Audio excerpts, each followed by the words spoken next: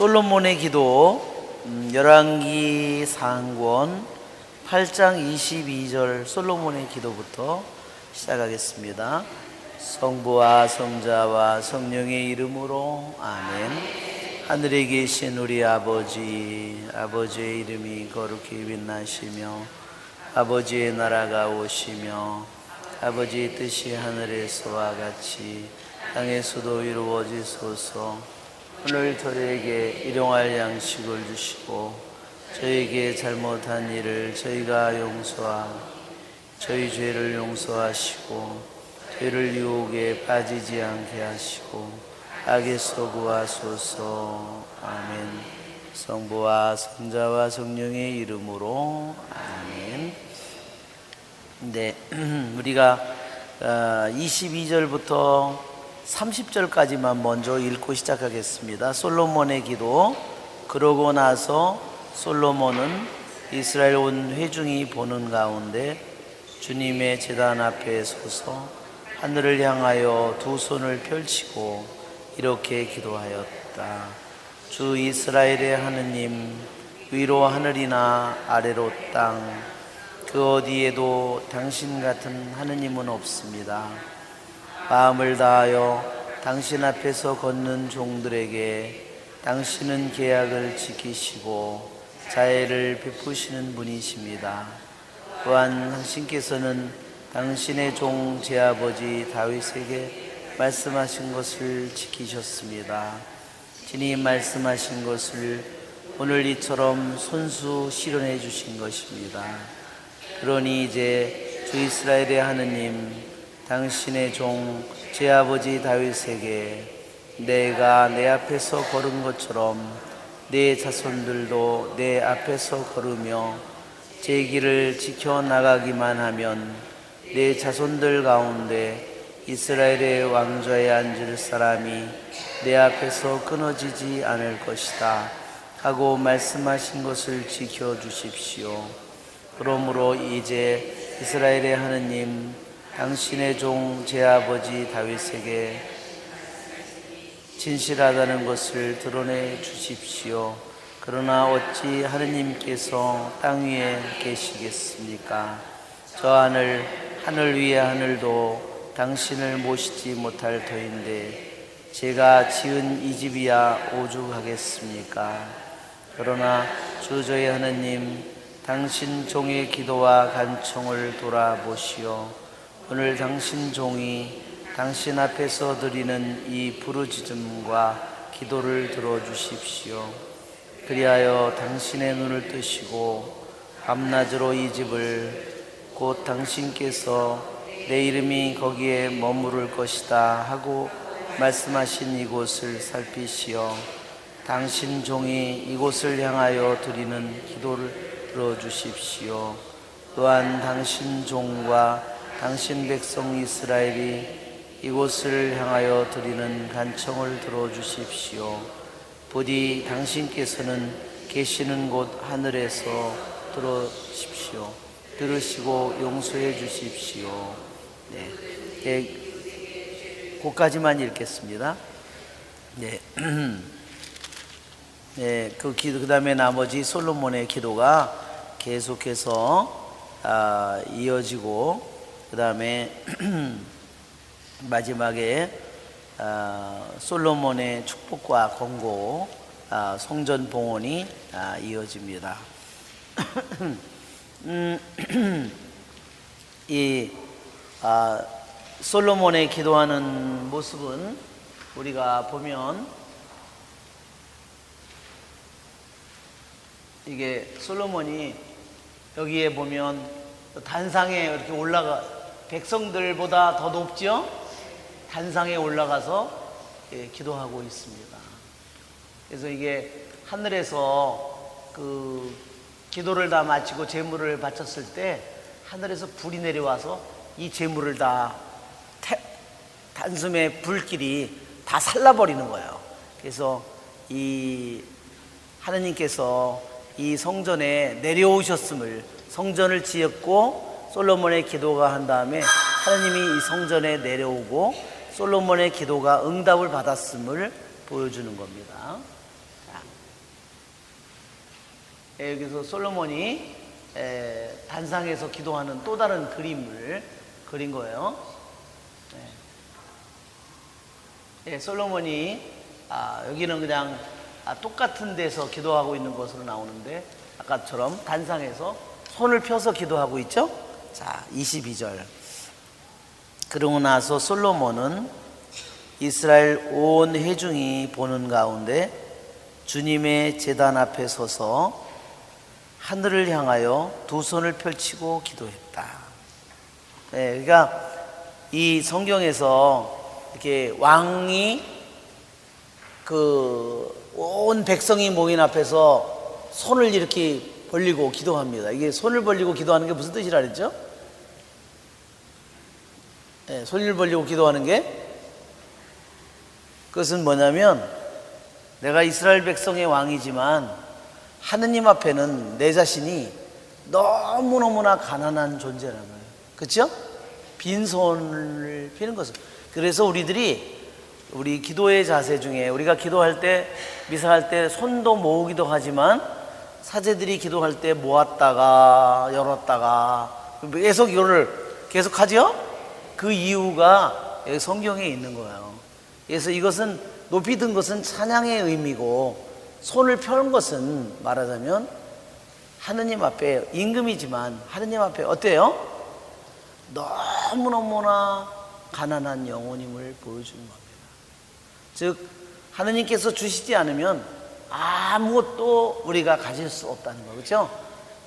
나에게 생명이 열린 것도 마찬가지고, 그렇죠? 시간이 나에게 열린 거, 나에게 이 세상이 열린 거, 공간이 이 모든 거, 하늘의 비, 햇빛, 모든 것이 하느님이 주시지 않으면 아무것도 가질 수가 없어요. 우리가 가진 모든 것은 주님이 주신, 이 바로 손을 하늘을 향해서 펼친 솔로몬 임금은 누구보다도 지혜가 뛰어나고 가장 많은 권력을 가지고 있고 가장 넓은 이스라엘 땅을 차지한 왕이지만, 그러나 하느님 앞에는 어때요? 너무나 초라하고 가난한 존재입니다. 그래서 우리들이 기도할 때, 우리들도 그래서 기도할 때, 그래서 우리가 기도할 때도 손을 모아서도 기도하지만 손을 펼치고 기도하는 것은 그래서 우리에게 우리들 자신이 하느님 앞에 주님 자비를 베푸소서, 우리가 주님 자비를 베푸소서 기도하죠. 그래서 동방교회 사람들은 평생 동안 이 기도 하나를 바친다는 거 아니에요. 주님, 주 예수 그리스도님 저에게 자비를 베푸소서. 아니 어떻게 그 기도를 평생 바칠 수가 있지? 자비를 베푸소서, 그렇죠? 내려주지 않으면 절대로 받을 수가 없어요. 그렇죠? 내려주지 않는데 주님께서 축복을 주지 않는데 어떻게 받겠어요? 그렇게 많으면 그건 도둑질하는 것밖에 없겠죠. 그래서 우리는 이 솔로몬 왕의 기도하는 모습을, 이 솔로몬의 기도를 통해서 오늘 우리들이 솔로몬이 어떻게 기도하는가, 또 솔로몬이 무엇을 기도했는가. 내가 솔로몬 임금이라면 성전을 짓고 나는 무엇을 위해서 기도했을까. 우리는 내 자신이 어떻게 기도했을까, 그것을 제일 먼저 솔로몬이 기도할 때 무엇을 기도했을까, 그런 것들을 우리들이 한번 유심히 살펴보면 솔로몬의 기도를 통해서 우리들이 여러 가지로 또한 배우는 여러 가지가 있을 것 같습니다. 자, 이렇게 기도하였다. 주 이스라엘의 하느님, 위로 하늘이나 아래로 땅 그 어디에도 당신 같은 하느님은 없습니다. 마음을 다하여 당신 앞에서 걷는 종들에게 당신은 계약을 지키시고 자애를 베푸시는 분이십니다.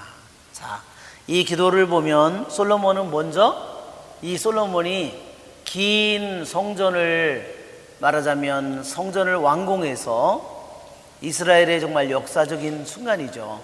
노예로 살던 이스라엘 백성이 거기 하느님의 손에 의해서, 강한 손에 의해서 파라오의 손에서 빠져나와서 그들이 480년 만에 드디어 하느님의 이름을 두신 곳, 선택한 곳에다가 드디어 예루살렘 성전을 지었어요. 480년 만에. 그런데 솔로몬은 기도하면서 제일 먼저 하느님의 이름을 부르고 있어요. 하느님의 이름을 부르고 하느님을 찬미하는 겁니다. 그러면서 제일 먼저 솔로몬이 기억한 것은 뭐냐면, 마음을 다하여 당신 앞에 걷는 종들에게 당신은 계약을 지키시고 자애를 베푸시는 분이십니다. 그렇죠? 신명기에서 그랬죠? 내 이름을 두려고 선택한 곳으로 너희는 예물을 가지고 가야 된다. 그곳에서 제사를 바쳐야 된다 그랬어요. 신명기의 이 예언의 말씀이 솔로몬을 통해서 480년 만에 말하자면 그 말씀이 실현되는 겁니다. 그래서 솔로몬이 하느님의 이름을 부르면서 제일 먼저 기억한 건 뭐예요? 바로 하느님은 당신의 약속을, 당신의 계약을 지키는 분이다. 제일 먼저 그것이 솔로몬이 기억한 부분이에요.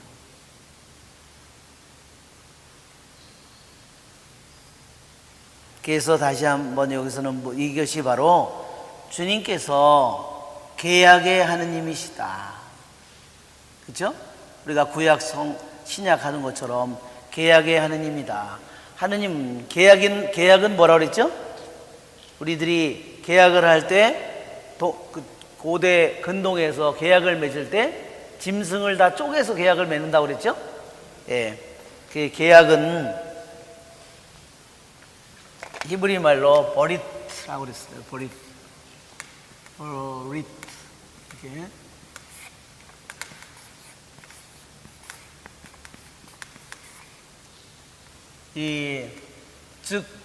이 말은, 버리트라는 말은 자르다 하는 말에서 나왔다 그랬어요. 계약이라는 원래 히브리 말은 버리트라고.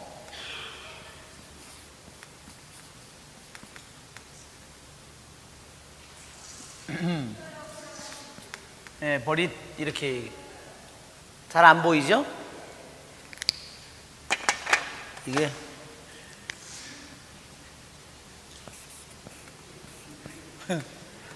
비슷하네요, 다. 예, 이 동물을 잡아가지고 소든 뭐 다 이 고기를 잘라가지고 이렇게 잘라서 소든 양이든 뭐 이렇게 잘라서 이렇게 놓고 계약을 맺는 두 당사자가 서로 손을 잡고 서로 이 사이를 왔다 갔다 하는 거예요. 계약을 맺는 사람이. 왜 그렇게 한다고 그랬어요? 예. 네가 이 계약을 지키면 모든 보호와 모든 축복을 받겠지만, 네가 나와 맺은 이 계약을 네가 지키지 못하면 내 몸이 이렇게 될 거다. 내가 쪼개지고 내 모든 창자가 다 쏟아지고 내 자식도 내 집안도 모두 이렇게 될 거예요. 그러니까 어때요? 이것을 계약이라고 하는 것은 성경에서 말하는 우리가 집문서 이거 뭘 하는 이런 매매 계약서가 아니에요. 이것은 매매 계약도 중대한 계약이지만 이것은 어때요? 나와 내 집안과 모든 가족과 모든 것이 나라가 완전히 파멸하는 거예요. 우리는 하느님께서 우리들과 맺은 계약이 내가 그 계약을 지키지 못할 때 그냥 단지 손해를 보는 것이 아니라 내 생명이, 내 가족의 생명이나 내 나라의 운명이 완전히 멸망한다는 사실을 우리들이 기억해야 된다는 겁니다. 예, 우리들도 세상에서 계약을 어기면 배임이라고 해가지고, 그렇죠? 예, 감옥에 가야 되죠, 그렇죠? 보상을 해야 되고 감옥에 가야 돼요.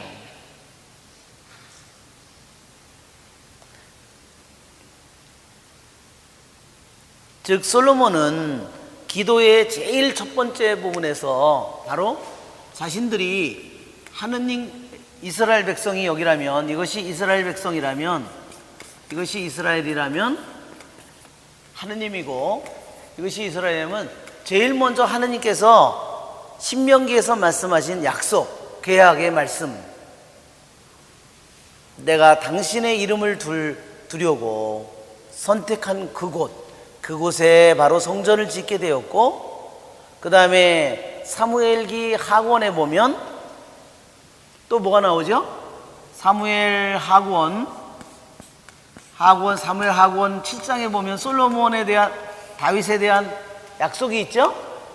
내 집안의 왕자가 영원히 그치지 않으리라는 약속이 있습니다. 이 두 가지 계약을 기억하는 거예요. 마음을 다하여 당신 앞에서 걷는 종들에게 당신 계약을 지키시고 자애를 베푸시는 분입니다. 여기 자애라는 말이 뭐예요? 헤셋이에요. 헤셋. 히브리 말로 이렇게 헤셋. 이게 S자예요. 이게 D자예요. 이렇게 우리는 기억자죠? 우리 기억자가, 이 사람들은 D자예요. 이게 헤셋.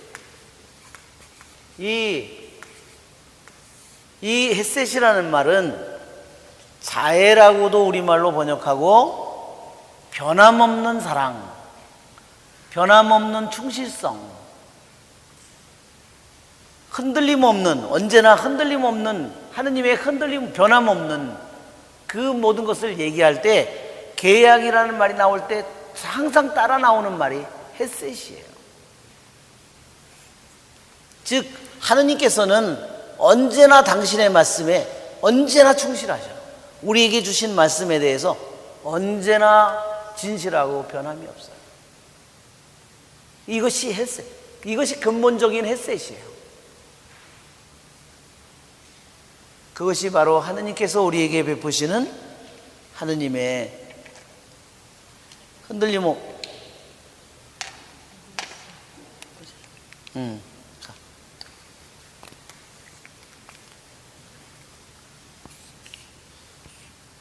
두 개를 같이 쓸 수도 없고. 감사합니다, 수녀님이. 그래서 헤셋이라는 말이 변함없는 사랑, 변함없는 충실성, 자애, 뭐 여러 가지로 이게 사랑, 뭐 이런 것으로 번역되는데, 의미는 다 뭐냐면 하느님께서 우리들에게, 이스라엘 백성에게 우리들에게 말씀을 내려주셨는데, 그 말씀이, 인간의 말은 어때요? 금방 변하고 막 저기 하고 자기가 깨버리고 막 이렇게 되지만, 변하고 또 맛이 가고, 그렇죠? 이렇게 되지만 하느님의 말씀은 어때요? 언제나 변함이 없어요. 그것이 하느님의 진실함이고 하느님의 충실함입니다. 그래서 솔로몬은 제일 먼저 하느님의 계약을 기억했어요. 마음을 다하여 당신 앞에서 걷는 종들에게 그랬어요. 그러니까 계약을 깨는 것은 항상 하느님이 아니라 누구예요? 인간이 계약을 깨는 거예요. 이스라엘 백성이 계약을 깨지 하느님은 계약을 깨지 않아요. 이스라엘 백성이 깨므로써 그 계약이 깨져버리는 거예요. 하느님은 언제나 변함이 없는데. 여기에 마음을 다하여 그랬어요. 그렇죠? 우리가 잘 아는 말이죠. 그 다음에 당신 앞에서 걷는 종들에게, 우리들이 그래서 마음을 다하여 하는 당신 앞에 걷는 자, 이게 히브리 말로는 할라크라고 그래요. 이게 율법을 가르칠 때 할락이라고 그렇게 얘기합니다. 할락. 걷는다는 말이, 그래서 결국은 율법은 뭐냐? 인간이 걸어가는 거예요. 매일매일 내가, 율법은 뭐냐? 우리들의 삶과 관계가 없는 것이 아니라, 그냥 머릿속으로 있는 것이 아니라, 하느님의 율법이나 토라는 매일매일 우리들이 하루하루를 삶 속에서 내가 끊임없이 걸어가는 거예요. 단지 발걸음으로만 걷는 것이 아니라, 어떻죠? 내가 오늘 어디를 간다 가면은요, 분명히 거기에 뜻이 있어요. 왜 거기를 갈까? 마트를 간다. 왜 가겠어요? 물건을 사러 가겠죠? 더울 때는 시원하니까 또 놀러도 가기도 하겠죠? 뭐 어디를 가면 반드시 가는 뜻이 있어요. 그러니까 우리들에게 이 할라크라운, 내가 걷는 길, 그렇죠? 주님께서는 우리들이 걷는 발걸음을 지켜보시죠. 그렇죠? 어떤 사람이 실제로 많은 것을 하지 못하더라도, 내가 나이가 많고 많은 것을 하더, 우리가 항상 하느님 앞에서 걸을 수 있는 것은 무엇일까요? 그것은 축복입니다. 그렇죠? 그 사람의 마음이 항상 하느님 앞에서 걷는다. 어마어마한 축복이죠. 제가 이번에 소총에 가서 정말 놀랐어요.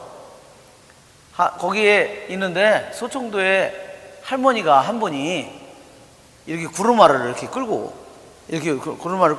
오셨어요. 그러더니 아이고 이게 이러면서 할머니가 제일 먼저 뭐를 꺼내냐면은 묵주를 거기서 꺼내가지고 이렇게 오셨어요. 그래서 내가 거기 소총도에 다니면서 그런 분을 못 봤거든요. 그래서 깜짝 놀라서 그랬더니 들어오시라고 그랬더니 저분이 이제 기도하러 오셨구나 그랬더니 들어와서 커피 한 잔을 드니까 커피를 마셨는데 나이가 보니까 91살이야.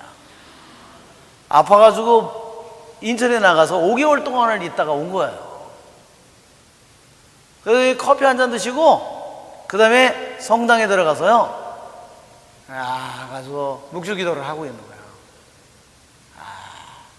묵주기도가 끝나니까요.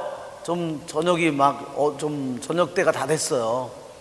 근데 그분이 바깥으로 그 몸을 해가지고 잘 일어나지도 못해요. 이렇게 일으켜줘야 돼요. 그러더니 당신이 5개월 만에 와가지고 당신이 1년에 3번 성당 주위에 풀을 뽑는데 지금 한 번도 못 뽑아가지고 이렇게 자랐다는 거예요. 그 모기들도 많고 그런데 그 할머니가 그거 풀을 뜯는 거예요. 글쎄 껌껌해지고 있는데 정말 너무너무 제가 그걸 보니까 너무너무 기가 막혔습니다. 제가 거기에 다니지만 저는 한 번도 풀을 뽑아본 적이 없거든요.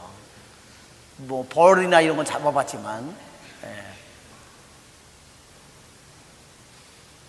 할머니가 그 몸으로 그래가지고 다시 그거를 이렇게 구루마를 거기다가 이렇게 끌고서요. 거기 시멘트로 이렇게 돼 있는데 그걸 내려가기 힘들어요. 저 몸을 해서 어떻게 여기로 와서 그거를 풀을 뽑고 정말 믿을 수가 없었어요. 그래서 미사를 한다고 그랬더니요. 미사를 또 오신다고 그랬더니 미사 예물을 가지고 오셨는데 자기 집안 죽은 사람 연미사를요 7사람 이름을 적어 가지고 왔어요. 붓글씨로 써 가지고 왔어요. 붓글씨로. 제가 정말 그래서 제가 안 버리고 제가 책상에다 갖다 놨습니다. 미사도 2번 제가 드렸지만 정말 그렇게 하느님 앞에서 걷는 그 마음은 어떻죠? 정말 그러더니요 집으로 가기 전에 거기 성모상 하나가 이렇게 한쪽 공소가 무너져 가지고 성모상이 거꾸로 떨어졌거든요. 2층에서.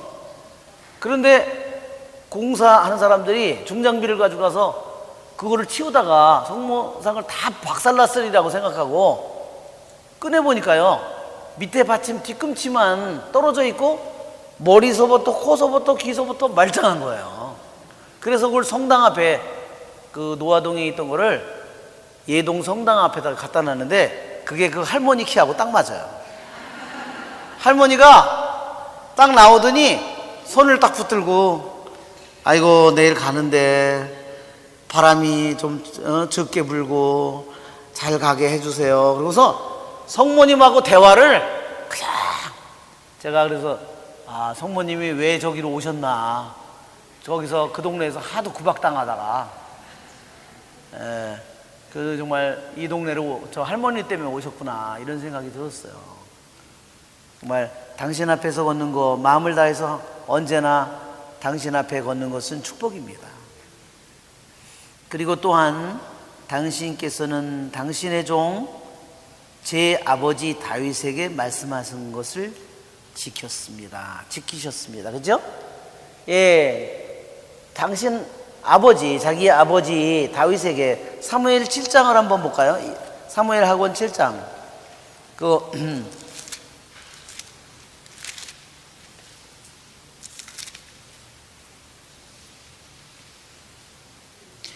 자기는 향백나무 궁에 사는데 하느님의 교회는 천막에 머무르고 있다. 그래서 다윗이 마음이 아파가지고 그래서 주님의 집을 짓고 싶었어요. 그랬더니 주님께서 사무엘하권 7장 나단의 예언이 있죠? 그랬더니 5절에 나의 종 다윗에게 가서 말하라. 주님이 이렇게 말한다. 내가 살 집을 네가 짓겠다는 말이냐? 그렇죠? 하느님이 살 집이, 하느님이 어디 추워가지고 뼈다구가 시려가지고 겨울 추위에 아래 구들도 만들어 놓고 그래서 그 집을 만드는 말도 안 되는 소리죠. 예. 그래서 그러한 다윗의 그러한 마음을 하느님께서 받고 오히려 하느님께서는 다윗의 집안을 축복해 주셨습니다. 자, 11절에 곧 내가 나의 백성 이스라엘에게 판관을 임명하던 때부터 해온 것처럼 나는 너를 모든 원수에게서 평온하게 해주겠다. 더 나아가 주님이 너에게 한 집안을 일으켜 주리라고 선언한다 그랬어요. 다윗의 집안을 일으켜 주는 거예요. 너의 날수가 닫혀서 조상들과 함께 잠들게 될 때 내 몸에서 나와 내 뒤를 이을 후손을 내가 일으켜 세우고 그의 나라를 튼튼하게 세우겠다. 내 몸에서 나와 내 뒤를 이을 후손 누구예요? 솔로몬이죠. 그리고 그 나라를 튼튼하게 하겠다. 나의 이름을 위하여 집을 짓고 그는 나의 이름을 위하여 집을 짓고 나는 그 나라의 왕자를 영원히 튼튼하게 할 것이다. 예, 이 예언이 이루어졌죠? 다윗은 집을 못 짓지만 그 네 아들이 나의 집을 지을 것이다 한 이 예언의 말씀이 솔로몬을 통해서 그대로 이루어졌어요. 나는 그의 아버지가 되고 그는 나의 아들이 될 것이다. 그가 죄를 지으면 사람의 매와 인간의 채찍으로 그를 징벌하겠다. 그러나 일찍이 사울에게서 내 자애를 거둔 것과는 달리 그에게서는 내 자애를 거두지 않겠다. 여기서 자애가 다시 나오죠? 이게 계약의 용어다 하는 겁니다. 너의 집안과 나라가 내 앞에서 영원히 굳건해지고 네 왕자가 영원히 튼튼하게 될 것이다. 예, 이 말하자면 이 계약이, 이 약속이 그대로 솔로몬의 자신이 왕이 되고 그 다음에 하느님의 집이 완성되고 이 모든 것들이 주님이 말씀하신 대로 오늘 다 실현되었다는 겁니다. 친히 말씀하신 것을 오늘 이처럼 손수 실현해 주신 것입니다. 예, 사무엘 하곤의 7장에 있는 것은 예언이고 지금 여기 열왕기 8장에 나온 것은 뭐예요? 예언의 실현입니다. 그 솔로몬도 실현이고 예루살렘 성전도 실현입니다. 그러니 이제 주 이스라엘의 하느님 당신의 종 제 아버지 다윗에게 네가 내 앞에서 걸은 것처럼 네 자손들도 내 앞에서 걸으며 제 길을 지켜나가기만 하면 내 자손들 가운데 이스라엘의 왕좌에 앉을 사람이 내 앞에서 끊어지지 않을 것이다 하고 말씀하신 것을 지켜주십시오. 예. 자, 여기에 이제 이 솔로몬의 이 기도는 분명히 아버지와 맺은 계약은요, 영원한 계약이에요. 거기에 영원히 이 집안의 나라를, 당신의 나라를, 이 나라를 튼튼하게 해주겠다고 하느님께서 말씀하셨어요. 사울에게서는 자애를 거둔 것과는 달리 다윗 집안에는 자애를 거둬요, 안 거둬요? 안 거둔다고 그랬어요. 자애를 거두지 않는다고 그랬어요. 그것은 뭐냐면 계약이 아직도 유효하다는 말이에요. 영원히 유효해요. 왕자도 없어지고 성전도 없어지고 모든 것이 없어지더라도 하느님의 자애는 영원히 거기에 있어요. 계약은 영원히 있어요. 그래서 누구를 통해서 그 실현돼요? 예수님을 통해서 실현되는 거예요. 다윗의 자손인, 다윗 집안의 후손인 예수님을 통해서 이 말씀이 실현되는 겁니다. 자, 여기에 그러나 그 계약은 영원한 계약, 즉 영원한 계약인데, 금방 이게 말랐네. 이것이 영원한 계약인데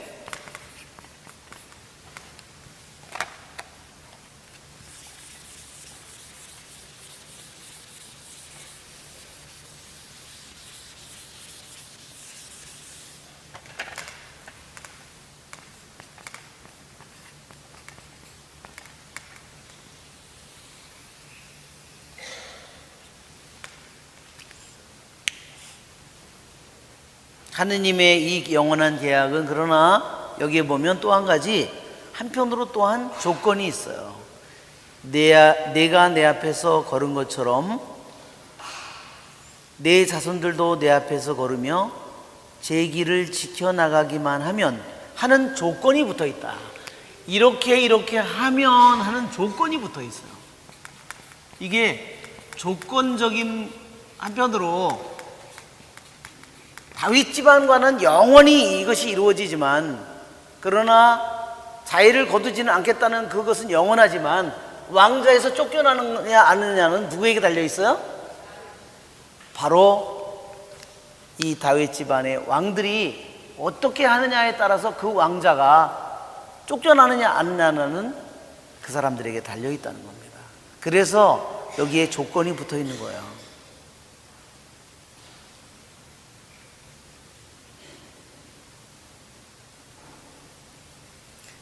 그러한 하느님의 뜻을 따르기만 하면, 하느님의 뜻을 따라서 걷기만 하면 영원히 당신의 계약은, 당신의 자애는 영원히 계속될 거예요. 그러나 계약을 누가 깼어요? 다윗의 집안의 왕들이, 후손들이 스스로 하느님을 저버리고 어디로 가죠? 다른 이방인의 신들을 거기에다가 갖다 모셔다 놓는다는 겁니다. 자, 말씀하신 것을 지켜주십시오. 그러므로 이제 이스라엘의 하느님, 당신의 종 제 아버지 다윗에게 하신 말씀이 진실하다는 것을 드러내 주십시오 그랬어요.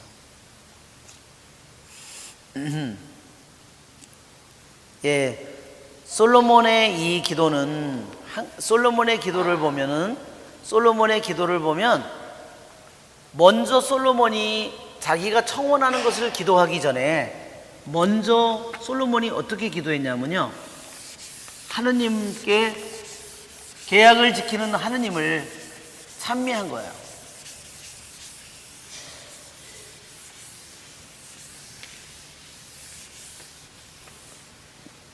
솔로몬의 기도의 특징은 첫째로 하느님을 찬미했어요.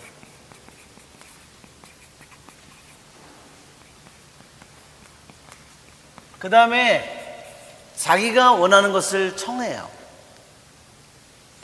찬미의 기도는 첫 귀절이 어디 나오냐면 여기에 15절에 보면 나의 아버지 다윗에게 친히 말씀하신 것을, 14절에 있죠. 임금은 얼굴을 돌려 모여 서 있는 온 회중에게 축복하고 나서 말하였다. 그렇죠? 나의 아버지 다윗에게 친히 말씀하신 것을 손수 실현해 주신 이스라엘의 하느님께서는 찬미 받으소서. 이 솔로몬의 기도가 제일 먼저 시작한 것은 뭐냐? 찬미의 기도였다는 거예요. 첫 번째 부분이 하느님을 찬미하는 것이었어요.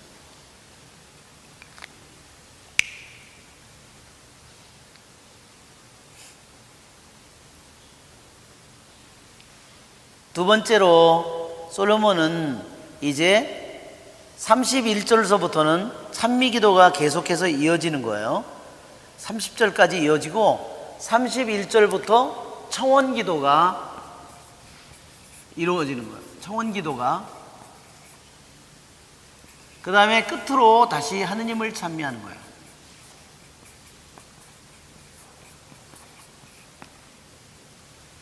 이 솔로몬의 기도는 기도를 할 때 우리들도 내가 어떤 문제가 있으면 문제만 내가 위에서 기도하기 쉽잖아요. 그렇죠? 그래서 유대인들의 기도는 아무리 중대한 문제가 있건 무슨 문제가 있건 그 문제만 가지고 기도를 하지 않는다는 거예요. 항상 뭐냐? 먼저 하느님을 찬미하고 끝에 하느님을 찬미하고, 이것만 하는 기도는, 청원 기도만 하는 기도는 그것은 잘못된 기도다. 주님의 기도에도 보면 우리의 청원 기도 이전에 뭐가 있죠? 하느님 아버지께 드리는 찬미가, 하늘에 계신 우리 아버지, 아버지의 이름이, 아버지의 나라가, 아버지의 뜻이 네 가지나 아버지가 나오는 것처럼. 그래서 이 두 가지를 빼고 내가 청원 기도만 하느님께 바치는 것은, 내가 기도가 점점 뭐가 될까요? 내 문제 위주의 기도가 되기 쉽고 자기 위주의 기도가 되고 점점 더 이기적이고 자기중심적인 기도가 돼버리고, 기도는 오래 했는데 점점 그렇게 되면 어떻게 될까요? 그 사람의 기도가 사랑이 커지지 않고 그 사람의 기도가 다른 모든 사람들을 위한 사랑으로 점점 퍼져나가야 되는데, 커져야 되는데 그렇게 되지 못하고 점점 어떻게 돼요? 이 사람의 기도가 점점 더 자기 자신의 안으로 이렇게 되어버린다. 이렇게 되면 어떻게 되죠? 자기 안에 갇혀버리는 거예요. 점점 이것이 점점 이렇게 해서 기도가 바깥으로 모든 사람을 향해서 점점 이렇게 나가야 되는데,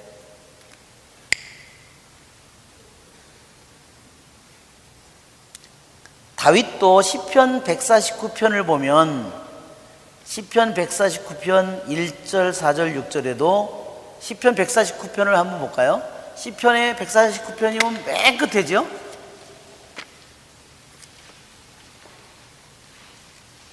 이제 일례로 다윗의 기도를 하나 예로 든 거예요. 다윗의 기도를. 그 아버지는 어떻게 기도했는가? 149편 알렐루야 이렇게 되죠? 끝에가 뭐예요? 또 알렐루야. 이렇게 그 다음에 중간에 청원 기도가 들어있다는 거예요. 민족을 징벌하시고,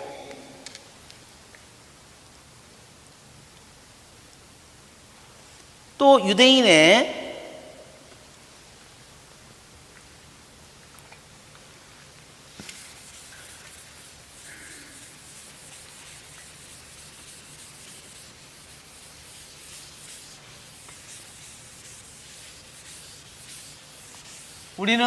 우리 가톨릭에서는 15기도가 있는데 유대인에는 18기도가 있어요. 18기도문 18가지. 한번 한글로도 한번 보여주시면, 그 유대인들이 기도하는 축복의 기도문, 혹시 18기도문 좀 한번 찾아서 보여주시면.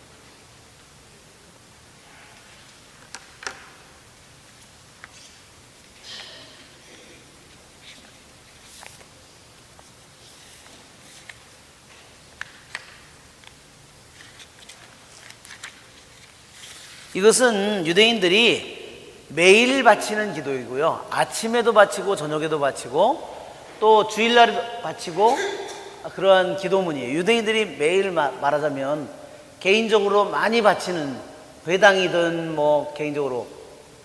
여기 안 들어있나? 여기다 안 집어넣구나 내가. 없지? 어메. 저만 가져왔어요. 저만. 예, 거기에 보면 유대인의 18기도에는 다 축복의 기도입니다. 즉 이게 18가지 기도라고 되어 있는데 이것은 18가지 기도가 아니라 축복 기도문이에요. 18가지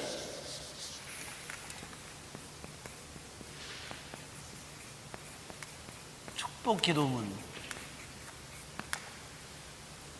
거기 없을 거예요 아마. 한글 워드에 들어있는데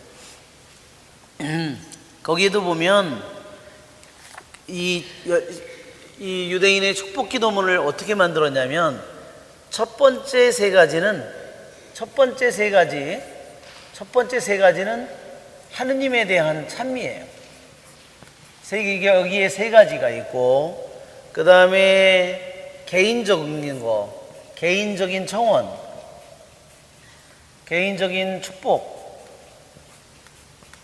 이거 축복, 청원의 축복이에요.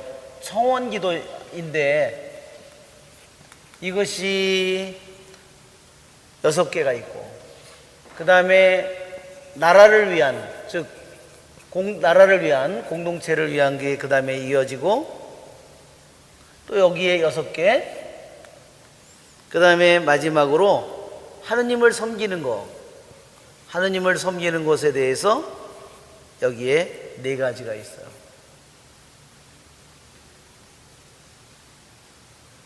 하나가 5이구나. 하나, 둘, 셋, 넷, 다섯, 여섯. 하나, 둘, 셋, 넷, 다섯, 여섯.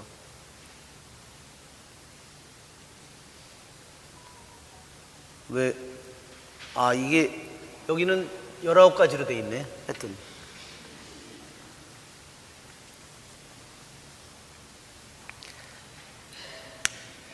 자, 우리가 이 축복 기도문을 보면 이 축복 기도는 하늘과 땅을 만드신 주님, 이런 거예요. 주로 이 축복 기도문도 똑같이 항상 시작은, 끝은 뭐예요? 하느님의 찬미로 이루어졌다 하는 겁니다. 또 유대인들은요, 하루에 적어도 이 유대인들은 하루에 남에게요 적어도 100개 이상의 축복을 해야 된대요. 그래서 우리나라 사람들은 축복을 하는 게 대한 힘든 것 같아요. 네, 그렇죠? 굿모닝 하는 것도 축복이죠. 좋은 아침입니다. 그렇죠? 축복이죠. 하는 것처럼 우리들도 이 유대인들이 하루에 100개 이상 하느님께 찬미 기도를 바쳐야 되는 거예요.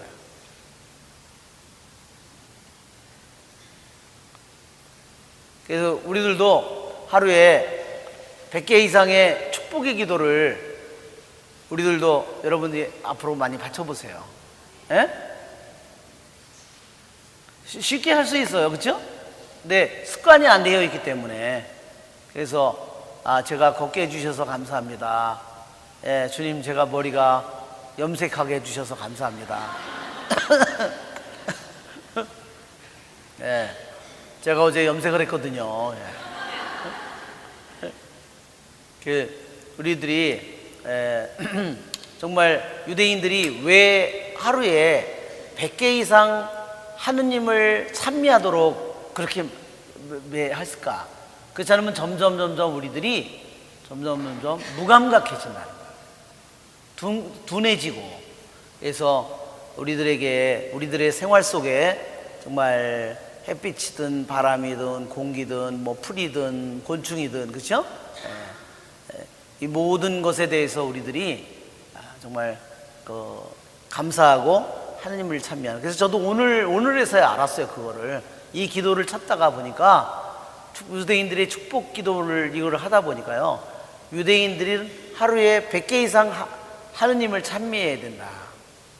오늘 저희가 여기에 모이게 해주신 주님 찬미 받으소서. 그렇죠? 이렇게 우리들이 할 수 있잖아요.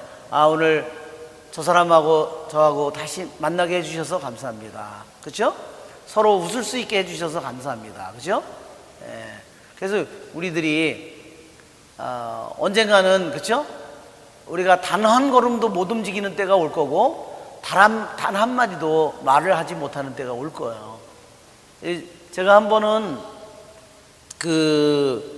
미국에 있을 때 그 자매님이 간호원이었는데, 제가 거기 갔을 때 2000년쯤에 갔을 때 이미 그 사람이 암이었어요. 그런데 그 자매님이 암 투병을 하는 거죠. 완치는 안 되고. 그런데 간호원으로 계속 가서 또 1년 동안 투병을 하고 다시 간호원으로 가서 있고.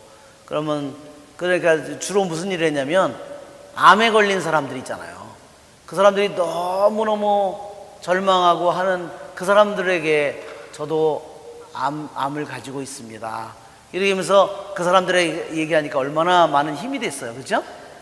그러는데 그분이 제가 있는 동안에 잘 사시고, 제가 떠난 후에 2년인가 있다가 그분이 3년인가 있다 돌아가셨는데, 제가 그때 한국에 있었어요. 그래서 남편이 어느 날 저에게 전화를 했더라고요.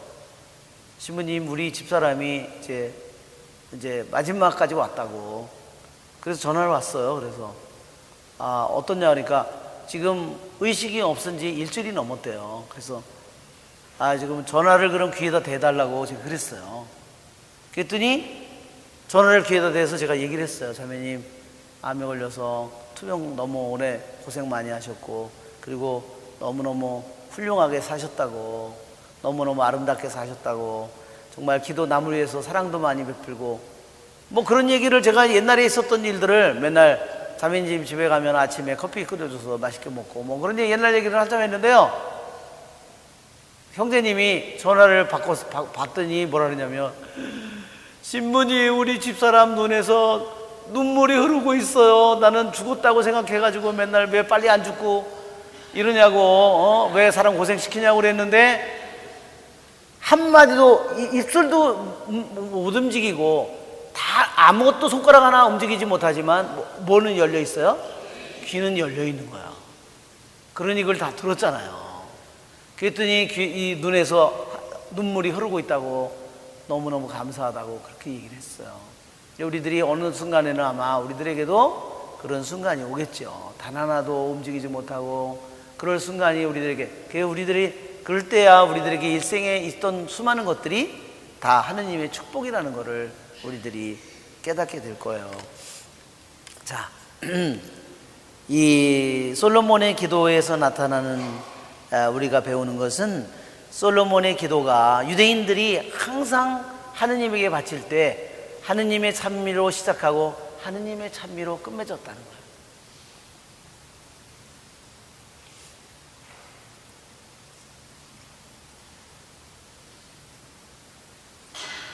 거예요.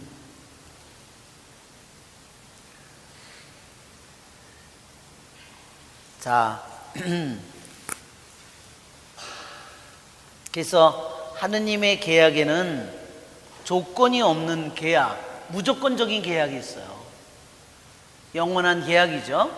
그러나 또한 우리는 그러한 영원한 계약을 하느님께서 다윗 집안에 주셨지만, 다윗 집안은 하느님의 뜻을 잘 따를 그런 또한 의무가 있는 거죠.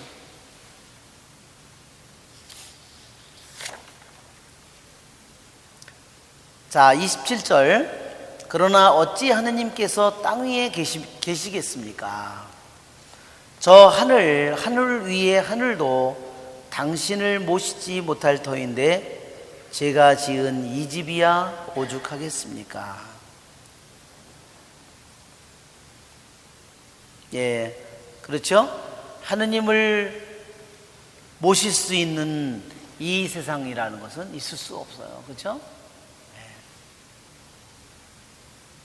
그래서 그랬어요. 우리 천사들조차도 하느님을 모시기에 적당하지 않다 그랬어요.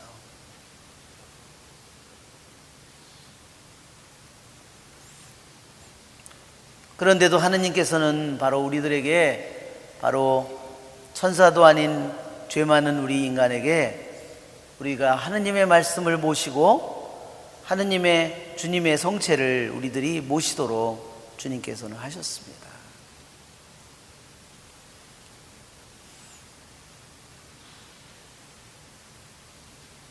자, 이사야 40장을 한번 볼까요? 이사야 40장.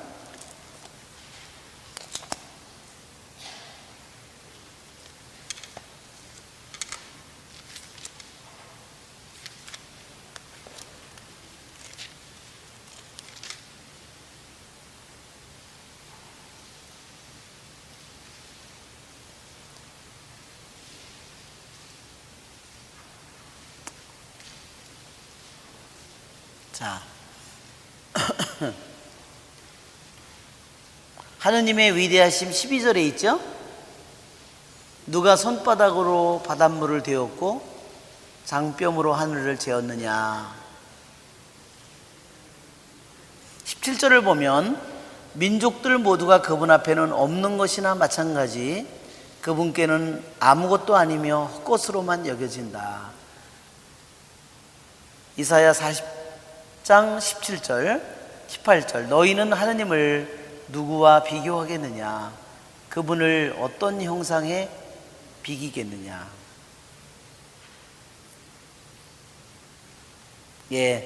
그분 앞에는 온 세상이, 그렇죠? 여기 보면 온 민족들은 두레박에서 떨어지는 물 한 방울 같다. 15절에 천칭 위에 티끌같이 여겨질 뿐이다 그랬어요.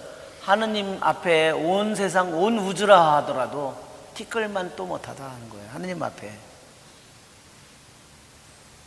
아무것도 아니고 없는 것과 마찬가지라 그랬어요. 그런 하느님을 어떻게 인간이 아무리 돌로 만들든 대리석으로 만들든 뭐로 만들든 금으로 만들든 뭐로 하든 아무리 귀한 것으로 만든다 하더라도 어떻게 그분을 거기에다 모시겠느냐.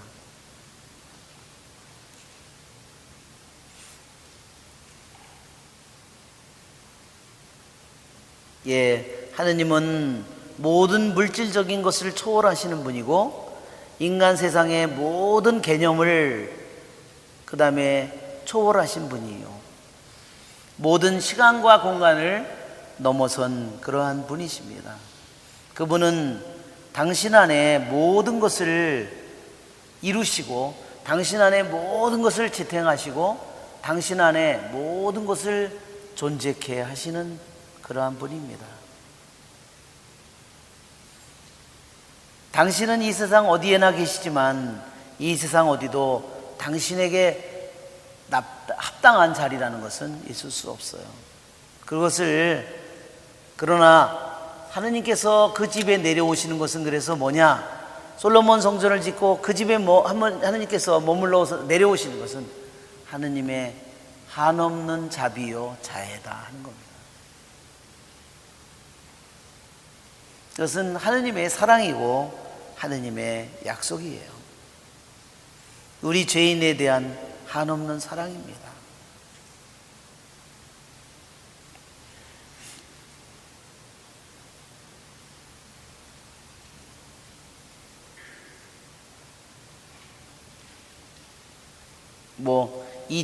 이 우주가 지금 얼마나 큰지도 우리가 알지 못하죠? 우리가 이 허블 망원경으로다가 지금 만원경으로 찾아낸 여기서 그 별에 빛이 오잖아요. 그걸 해서 허블 망원경을 찾았는데 그것이 빛이 100억 광년을 그게 이 우주에 아직도 그게 끝이 아니잖아요. 빛이 100억 광년을 빛이 1초에 얼마나 한다 그러죠? 지구를 7바퀴 반을 돈다 그러잖아요. 1초에. 그러면 빛이 1년을 달리면 그게 우주의 크기가 얼마나. 근데 1억 년을 달린다고 한번 생각해 보세요. 상상을 할 수가 없어요. 그러니 이 지구가 어때요? 이 지구가 지금 현재 있는 우주에 비하면 이 지구가요 먼지만 또 못한 거예요. 그러니 하느님 앞에는 어떨까요? 그러니까 여기 먼지라는 것도 굉장히 큰 거예요. 지구가 우리가 하느님 앞에 먼지라는 것도 어마어마하게 큰 거야. 그죠? 지금 허블 망원경이 찾아오는 이 운하가 빛이 100억 년을 달려야 이런 데서 그 빛이 온다니까. 그것도 끝이 아니잖아요. 현재 있는 망원경이 찾아낼 수 있는 거지 더 그것이 찾아내면 더 많을 거 아니에요. 그죠? 자, 28절. 그러나 주저의 하느님 당신 종의 기도와 간청을 돌아보시어 오늘 당신 종이 당신 앞에 드리는 이 부르짖음과 기도를 들어주십시오.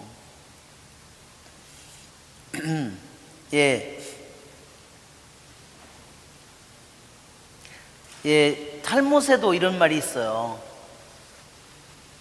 축복을 낭송하는 이는 누구나 먼저 축복 기도문을 낭송한, 축복 기도문을 읊는 사람은 먼저 누구나 주님을 찬미한 다음에 자신이 필요한 것을 간청해야 된다.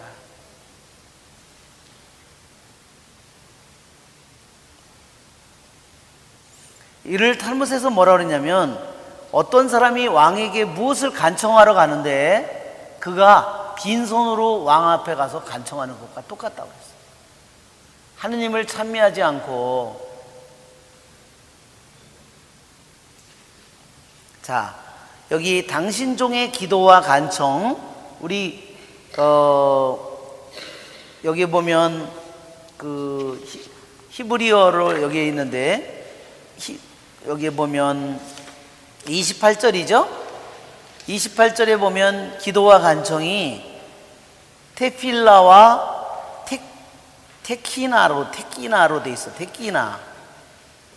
히브리 말로 의미는 뭐냐면요, 기도와 간청.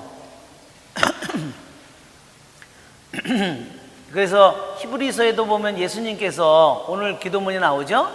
당신을 구해 주실 수 있는 분에게 기도와 눈물로 기도하셨고 기도와 간청을 바치셨다고 그랬죠? 이 똑같은 말이에요. 이게 구약 성경에 나온 단어예요. 기도와 간청, 테필라와 테키나인데, 이것은, 기도와 간청은 뭐냐면요, 기도는 히브리 말에서 일종의 노래랍니다. 노래는 뭐예요? 찬미예요. 그러니까 기도는 찬미의 노래고, 간청은 청원 기도예요.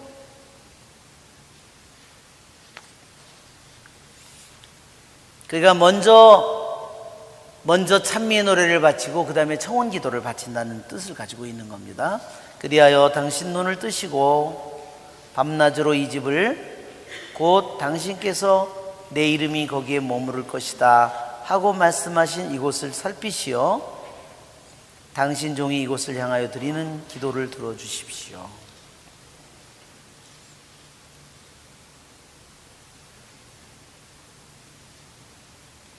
예, 그러니까 하느님께서 언제나, 엄마가 정말 갓난아기를 언제나 자든 뭐하든 항상 모든 마음이나, 그쵸? 거기 아기가 가 있는 것처럼, 그쵸? 자다가도 얘가 어디로 있나 없나, 그쵸? 이렇게 더듬듯이 항상 하느님께서 눈을 뜨시고, 이것은 항상 당신이 그 이스라엘 백성을 보호하고 지켜주는 눈을 의미하는 거야. 사랑의 눈을 의미하는 겁니다. 잘못하거나 잘못하고를 살피는 그런 것이 아니라 보호하고 사랑하는 그러한 눈을 가리키는 겁니다. 즉 하느님께서 언제나, 이것은 그래서 하느님을 마치도 인간인 것처럼 그렇게 표현한 거예요. 의인화시켜서. 예, 우리 잠시 쉬었다가 우리 두 번째 시간 하겠습니다.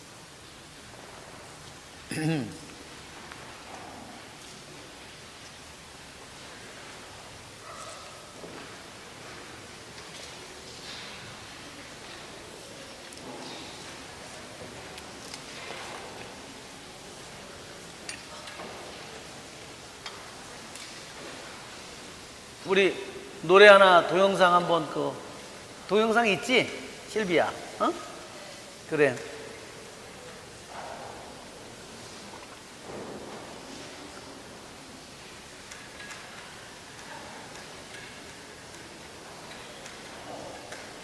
아베 마리아 그거 하면 되겠다. 아베 마리아.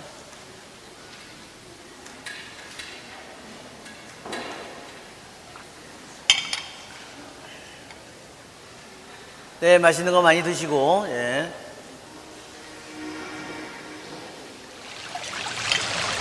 아멘. 1등 하는 사람에게 10만 원을 상금을 걸었어요. 상금을 누가 타는 줄 아세요? 제일 막내 수녀님이 탔어요. 맨 처음에는 레지나 수녀님이 탈 것 같았는데 제일 먼저 잡은 거는 레지나 수녀님이 잡았어요. 그랬는데 막내 수녀님은, 까리타 수녀님은요 끝까지 한 마리밖에 못 잡았는데요, 그게 제일 큰 거였어요. 그래가지고 수현님이 1등을 했습니다.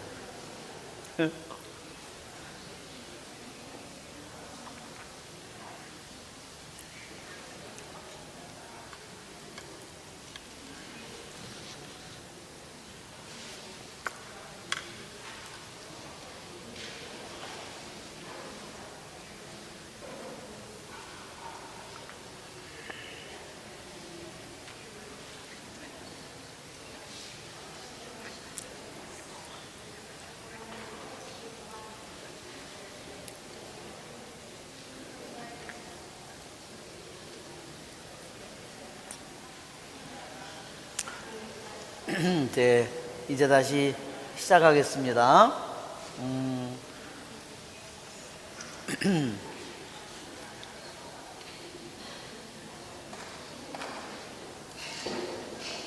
오늘 제가 아침에 미사를 하는데요, 감기 기운이 있어가지고 그 목소리가 나왔다 안 나왔다 막 이게 요새 감기가 많이 돌아다니나 봐요. 그래서 목소리가 나왔다 안 나왔다 그래가지고 그러면 감기가 들어온 거예요. 그렇죠? 근데 감기가 들어와도요, 제가 하는 야매 처방이 있어요. 야매 처방은 제가 제 손에다가 침을 찌르는 거예요. 그래가지고 이게 합곡에다 찌르는데 그거를 찌르고서요 한 1시간 정도 자면 좋아요. 그래가지고 이쪽에다 하나 찌르고, 이만한 침이에요. 근데 이쪽으로는 안 나와요, 사람이. 근데 말뚝으로 박는 것도 아니라서. 근데 그거 하고 또 이쪽에 놓기가 힘들어요. 그래서 턱으로 놔요. 턱으로. 여기 이렇게 조그만한 초롱을 대고 턱으로다가 바늘끝을 이렇게 눌러가지고 이렇게 눌러봐가지고 쑥 들어가요. 그러고서 이제 1시간 자면요, 그 다음에 괜찮아져요. 그래서 제가 지금 목소리가 괜찮아진 거예요. 아침에는 목소리가 나왔다 안 나왔다 막 그랬어요. 제가 목소리가 막 이렇게 소리가 없어지더라고요. 그래서 1시간 자고 났더니 괜찮아졌어요. 그래서 성경 공부 때문에 내가 안 되겠다, 그래서 해야 되겠다. 그래서 제가 꽂고서 밤새도록 또 잔 적이 있어요. 그 대신 침이 다 휘어져요. 네. 그리고 옆에 집사람이 없기 때문에 괜찮아요. 어떤 날은 침이 뽑아져가지고 한쪽이 깔고 잔 적도 있었어요. 그래도 뭐 죽지 않습니다. 그 대신 감기는 금방 나요. 그래서 여러분이 아마 침을 놓는 분은 수지침은 좀 너무 작아서 안 되고 좀 약간 그보다 긴 침으로, 그래서 우리 꽂고서 자면 감기가 언제 감기 걸렸냐 그러고서 목이 붓는 거나 이런 것도 금방 낫고 다 낫습니다. 자, 이건 야매, 이건 저기였어요. 자, 30절. 또한 당신 종과 당신 백성 이스라엘이 이곳을 향하여 드리는 간청을 들어주십시오. 부디 당신께서는 계시는 곳 하늘에서 들어주십시오. 들으시고 용서해 주십시오. 자, 30절에 보면 그 솔로몬 왕이 이제 찬미의 기도를 거의 마치고 하느님의 계약을 그 다음에 기억하고 그 다음에는 이제 본격적으로 청원 기도를 바치는데 이제 제일 먼저 바친 그러한 기도 중에 하나가 용서해 달라는 거예요. 여기 우리 하느님의 용서는 하느님과 인간 사이를 막는 것은 막을 수 있는 것은 뭐죠? 죄입니다. 이사야 59장을 한번 펴보세요. 이사야 59장.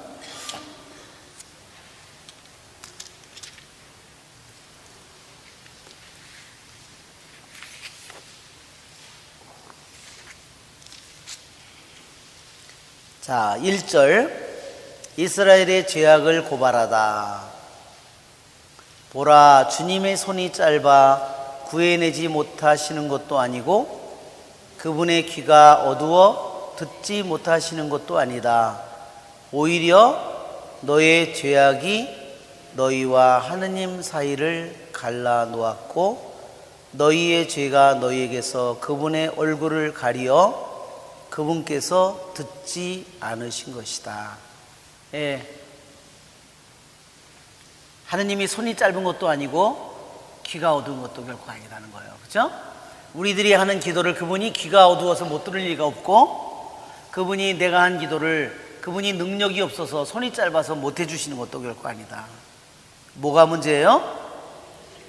죄악이 너희와 하느님 사이를 갈라놓았다.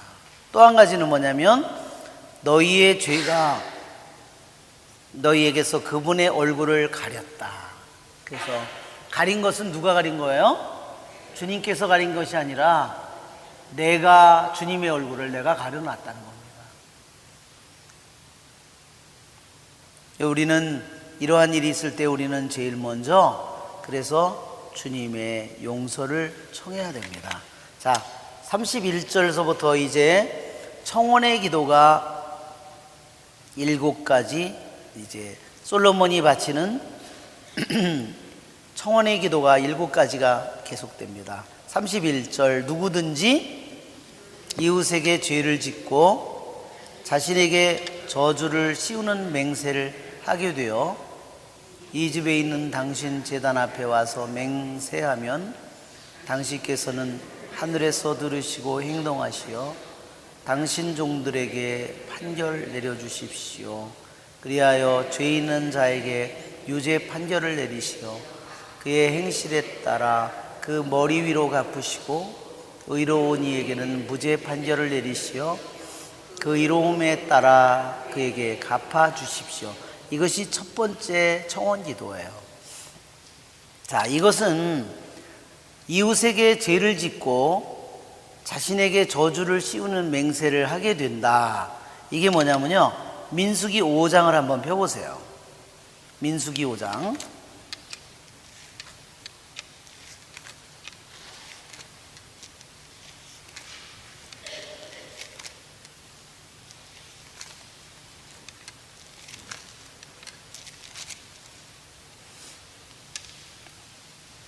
거기에 보면 11절을 보면 간통 혐의를 받는 여자가 나오죠? 바로 이거를 가리키는 거예요. 이 이웃에게 죄를 짓고 자신에게 저주를 씌우는 맹세를 하게 되어 이 집에 있는 당신 제단 앞에 와서 맹세한다. 그러니까 이것은 뭐냐면 남편이 14절에 남편이 질투심에 사로잡혀 실제로 몸을 더럽힌 아내를 의심하게 되거나 또는 질투심에 사로잡혀 몸을 더럽히지 않았는데도 아내를 의심하게 되면 남편은 아내를 사제에게 데리고 가야 한다. 이거를 소타라고 히브리 말로는 그럽니다. 자,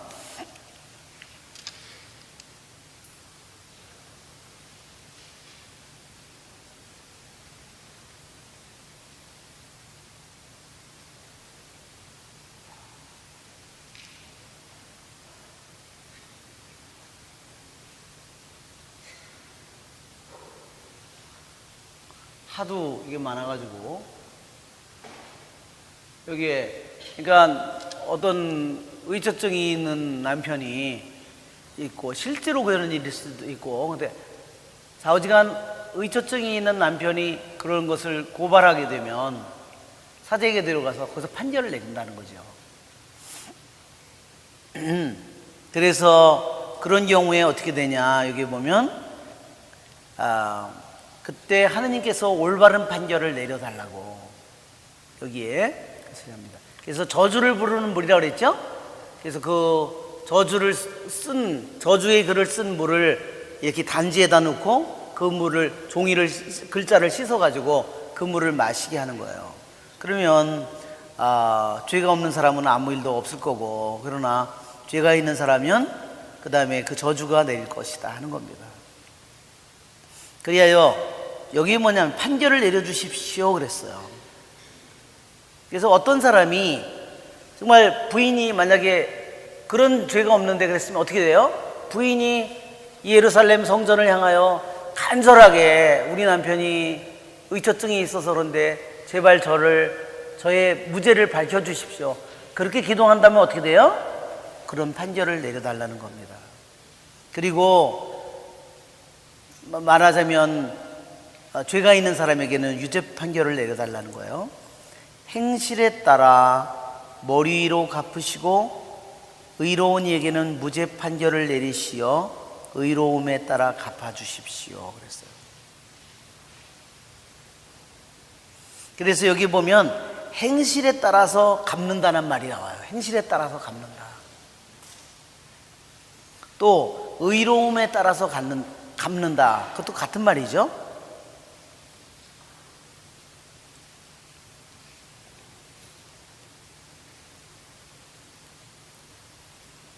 그래서 이거는 여기는 여자에게만 관계된 것처럼 나오지만 만약에 남편이 그런 일이 있으면 남편에게도 저주가 내린다는 겁니다.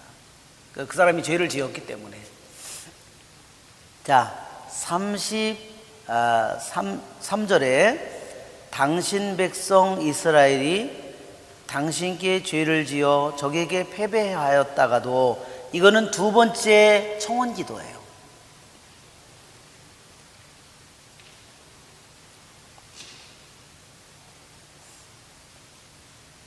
당신께 돌아와. 이스라엘 백성이 전쟁을 했는데 졌어요. 왜 졌냐? 죄를 지어서 졌어요. 그렇지 않고서는 질 일이 없다는 거예요. 하느님께서 선택한 백성이고 하느님께서 계약을 맺었는데 왜 전쟁에 지느냐? 그것은 분명히 이스라엘이 죄를 짓지 않은 외에는 다른 이유가 없다는 거예요.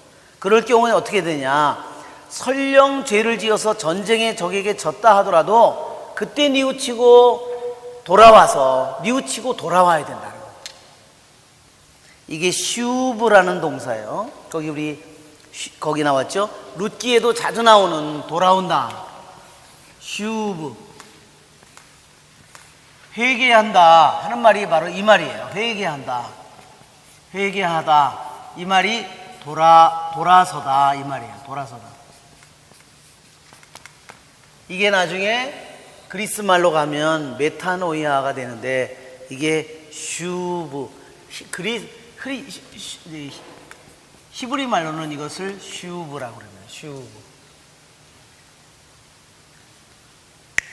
아주 중요한 말이에요. 그러니까 잘못된 길을 걸어갔다가도 다시 돌아와서, 그때 돌아온다는 말은 뭐냐? 잘못된 행실을 고치는 거예요. 이 집에서 당신 이름을 고백하며 당신께 기도하고 간청하면 당신께서는 하늘에서 들으시고 당신 백성 이스라엘의 죄를 용서하시어 그들의 조상들에게 주신 땅으로 돌아가게 해주십시오. 첫 번째 기도는 합당한 판결을 내려달라는 거였어요. 그렇죠? 죄가 있는 사람에게는 유죄 판결을 내리고 무죄한 사람에게는 무죄 판결을 내려달라는 겁니다. 그래서 나쁜 행동에 따라서는 나쁜 행동에 따른 벌을, 좋은 행동에 따라서는 좋은 행동에 따른 의로움의 판결을, 말하자면 상을 내려달라는 겁니다. 두 번째는 하느님께 죄를 지어서 전쟁에 비록 졌다고 하더라도 그 후에라도 그들이 살 길은 뭐냐? 뉘우치고 돌아와야 된다. 그 다음에 하느님께 기도하고 간청한다면 그들을 다시 용서해 주시고 자기가 잃어버린 땅에서 다시 돌아가게 해달라는 겁니다. 이것도 보면 33절도 보면 일종의 예언의 말씀과 같아요. 그렇죠? 결국은 나중에 이스라엘 백성이 왜 성전도 잃어버리고 성전도 파괴되고 나라도, 그렇죠? 북쪽 이스라엘도 귀양 가죠? 남쪽 유다도 귀양 가죠? 다 땅을 잃어버리잖아요. 그렇기 때문에 이 기도는요, 솔로몬의 기도인 동시에 이것은 예언이에요. 정말 저 하늘 끝까지 먼 곳으로 도저히 자기 나라가 어디 있는지도 모를 만큼 멀리 자기네들이 귀향을 갔다 하더라도 하느님께 마음이 돌아온다면 그들에게 다시 하느님께서 용서해 주시고 그들을 다시 되돌아가게 해 주실 거다. 그래서 여기도 보면 이 집에서 당신 이름을 고백하고 기도하고 간청하면, 그래요, 항상 찬미 기도가 먼저 나오고 그 다음에 간청, 청원의 기도가 나옵니다. 세 번째, 그들이 당신께 죄를 지은 탓으로 하늘이 닫혀 비가 내리지 않을 때에도, 그러니까 세 번째 청원이에요. 이것은 뭐냐? 죄를 지어서 비가 내리지 않는 겁니다. 우리가 잘 아는 것처럼 엘리야가 몇 년 동안 비가 안 오게 하죠?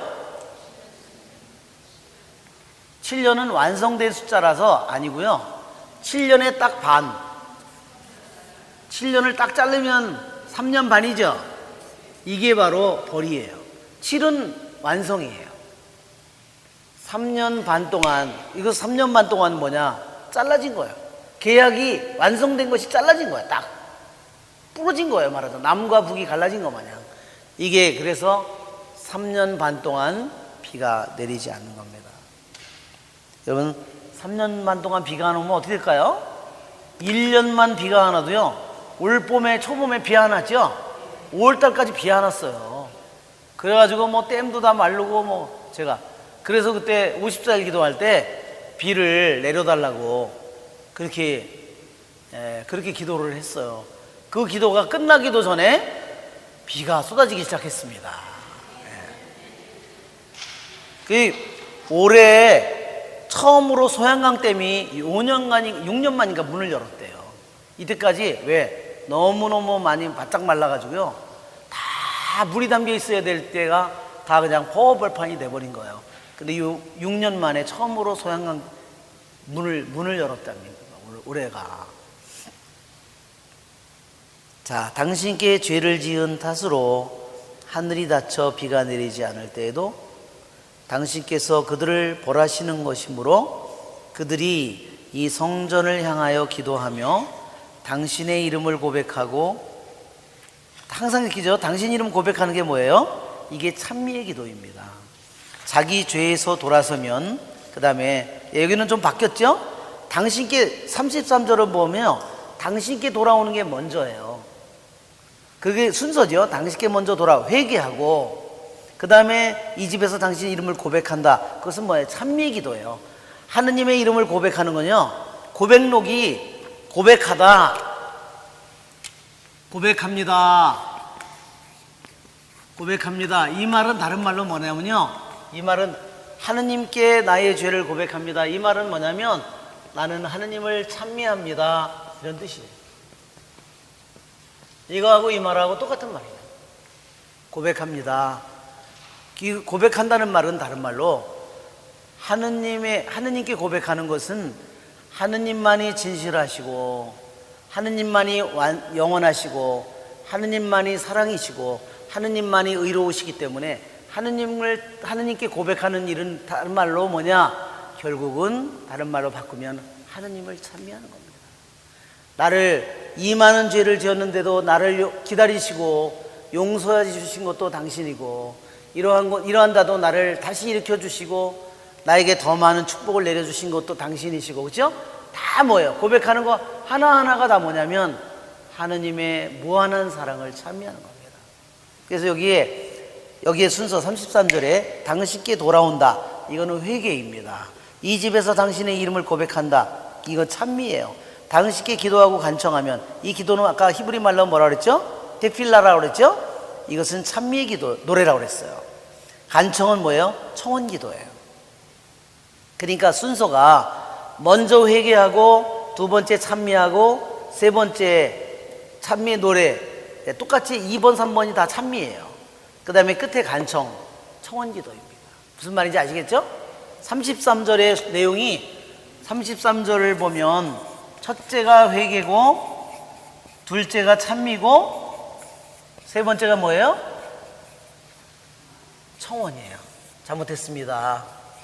여기에 나를 다시 저에게 기회를 주십시오라든지, 제 땅으로, 제 나라로 돌아가게 해 주십시오라든지,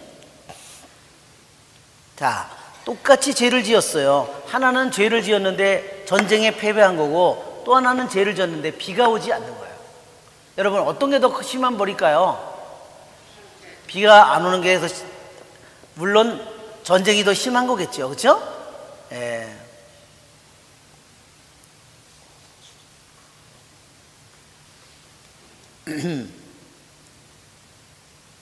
이 성전을 향하여 기도하며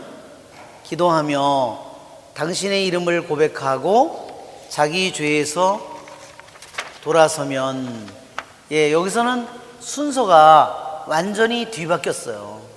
그래서 원래 33절처럼 회개하는 것이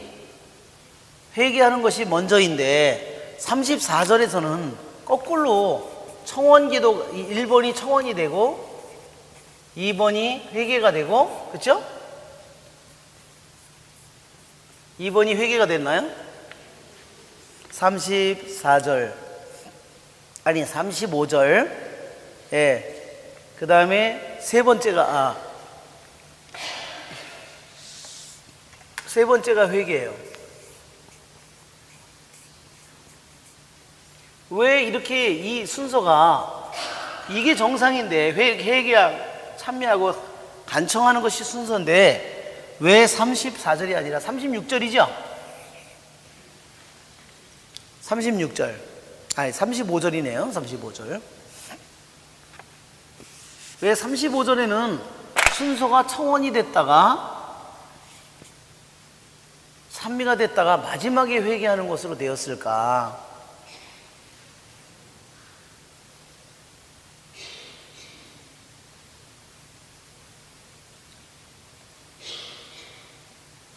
여기는요, 33절은 그 사람들이 전쟁에 져서 자기네들이 많은 자기들이 동료나 형제나 가족이 죽고, 그래서 그걸 뼈저리게 자기가 깨달았어요. 우리가 죄를 지었구나. 그래서 회개해서 했는데 하늘에서 비가 오지 않는 거는 언젠가 오겠지 깨닫지를 못하는 거예요. 자기네 죄를. 그러니까 먼저 어때요? 자기네 죄를 깨닫는 데까지 오래 걸려요. 자기네 죄를 이제서야 여기서 깨닫는 거예요.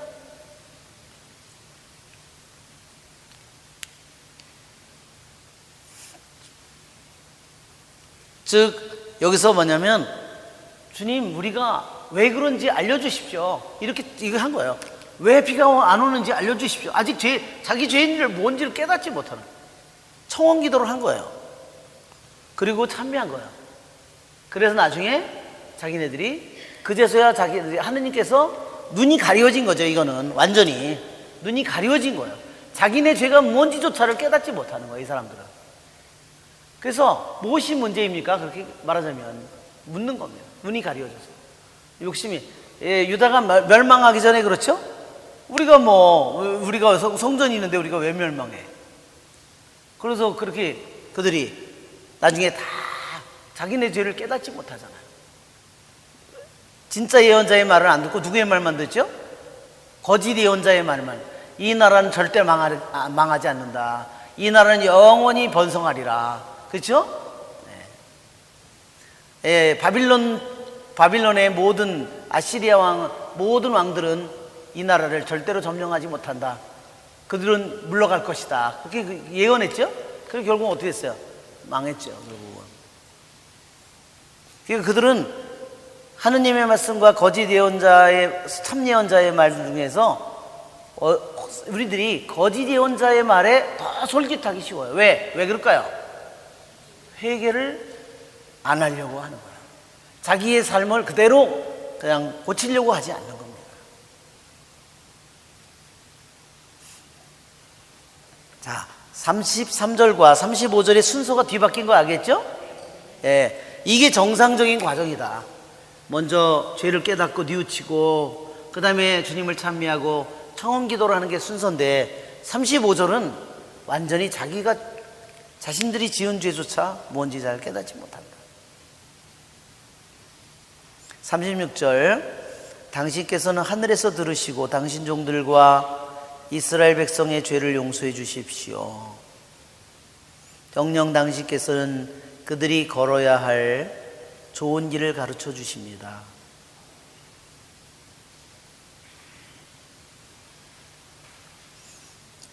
그리고 당신 백성에게 상속 재산으로 주신 당신 땅에 비를 내려 주십시오.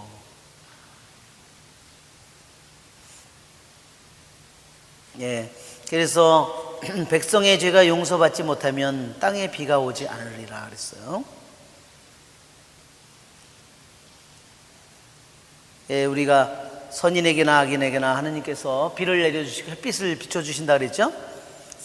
37절 이 땅에 기근이 들 때에 흑사병과 마름병, 깐부기병이 들거나 메뚜기 때, 누리떼가 설칠 때, 적이 성읍을 포위할 때, 온갖 환난과 온갖 질병이 번질 때, 당신 백성 이스라엘이 개인적으로나 전체로나 저마다 마음의 고통을 느끼며 이 집을 향하여 두 손을 펼치고 무엇이나 기도하고 간청하면, 그렇죠? 그래서 그러니까 직접 성전에 못 오더라도 성전 어떻게 해요? 성전을 향하여 그들이 기도한다는 겁니다. 그러니까 직접 가서 성전에 기도하든 성전을 향하여 기도하든 그것은 똑같은 것이다. 여기서도 보면 이 집을 향하여 두 손을 펼치고 이렇게 기도하라 그랬죠? 이거 아까 두 손 펼치는 게 뭐라 그랬어요? 가난함이라고 그랬죠? 예, 정말 하느님 앞에 가난하고 무능력하고 비참한 그러한 우리들의 현실을 얘기하는 겁니다. 예, 그래서 유대인들은 뭐라고 했냐면요, 우리 인간이 손을 펼칠 때 하느님께서 당신의 손을 펼쳐서 복을 내려주신다. 무슨 소리인지 아시죠? 우리가 뭔가를 꼭 쥐고 내가 그래 그놈이 나한테 어떻게 그럴 수가 있어, 그렇지요? 그렇게 되면 어때요? 아니 그놈이 이럴 수가 있어, 이렇게 어떻게 해요? 아니 그놈이 나한테 이렇게 하고는 안 돼요. 용서를 이렇게 하고 이렇게 내가 하느님께 내 두 손을 펴야 하느님께서 나에게 손을 펴서 주시는 축복을 내가 받을 수 있다는 거예요. 그게 유대인들의 성전에 나오는 이야기입니다. 그래서 기도는 바로 목적을 성취시킨다 그랬어요. 다니엘서에도 지난주에 다니엘서 읽었죠? 다니엘이 어떻게 해요? 이미 간청을 할 때 이미 너에게 그 은총이 주어졌다 그랬어요. 내가 그것을 간청하기 시작했을 때 이미 너에게 그것이 은총이 주어졌다 그랬어요.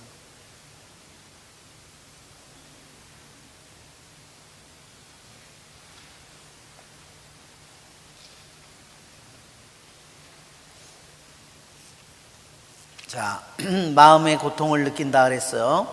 우리들이 개인적으로 내 개인적으로도 마음의 고통을 느끼는 게 있고 전체로서 내가 한 나라의 백성으로서 또는 어떤 우리 성당 공동체로서 또는 가정의 공동체로서 우리들이 각자 겪는 마음의 고통이 있어요. 그렇죠? 어떤 거는 우리들이 분명히 아는 고통도 있지만 내가 모르는 고통도 많아요. 우리들 자신이 내 안에 있는 고통을 내가 다 알 수 있을까요? 다 몰라요. 다 절대로 알 수 없습니다. 하느님께서 알려주시지 않는 한 절대로 알 수 없어요. 내가 엄마 뱃속에 잉태되어서 내가 한 1, 2개월 됐는데 부모님이 대판 싸웠다. 그러면 그때 내가 얼마나 어떻을까요? 숨도 못 쉬고 팍 떨었겠죠? 그걸 어떻게 다 알겠어요? 내가 머리가 좋아서 알겠어. 하느님이 그것을 떠올려 주지 않는 한은 절대로 알 수 없어요. 그러니까 마음의 고통이라고 하는 것은 우리들 안에 내가 알고 있는 것은 지극히 일부분이다. 그러니 나도 마찬가지돼. 내가 상대방을 볼 때 저 사람은 왜 저렇게 행동을 할까? 내가 그렇게 판단하지만 그 사람 안의 고통도 그 사람 마음 안에 있는 고통도 본인이 다 알아요? 몰라요? 다 몰라요. 절대 몰라요.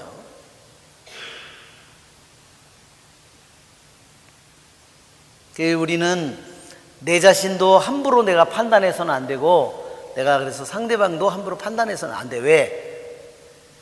내가 그 모든 것을 내 자신이나 상대방을 다 알 수 없기 때문입니다. 당신께서는 계시는 곳 하늘에서 들으시어 용서해 주시고 행동하십시오. 당신께서는 사람의 마음을 아시니 그 행실에 따라 갚아주십시오. 뭐에 따라 갚아달라고 그랬어요? 네, 행실에 따라서. 당신만이 모든 사람의 마음을 아십니다. 악마가 우리들의 모든 것을 다 알 수 있을까요? 악마가 우리들의 모든 생각이라는 걸 다 알 수 있을까요? 절대로 다 알 수 없습니다. 천사가 우리들의 생각을 다 알 수 있을까요? 절대로 다 알 수 없습니다. 악마가 우리들의 생각을 일부분을 알 수 있을 거예요. 만약에 어떤 사람이 술이 취해가지고 그러면서 저기 몸 파는 여자 있는 집으로 간다면 악마가 저놈이 무슨 생각을 하고 있구나 알까요 모를까요? 알겠죠.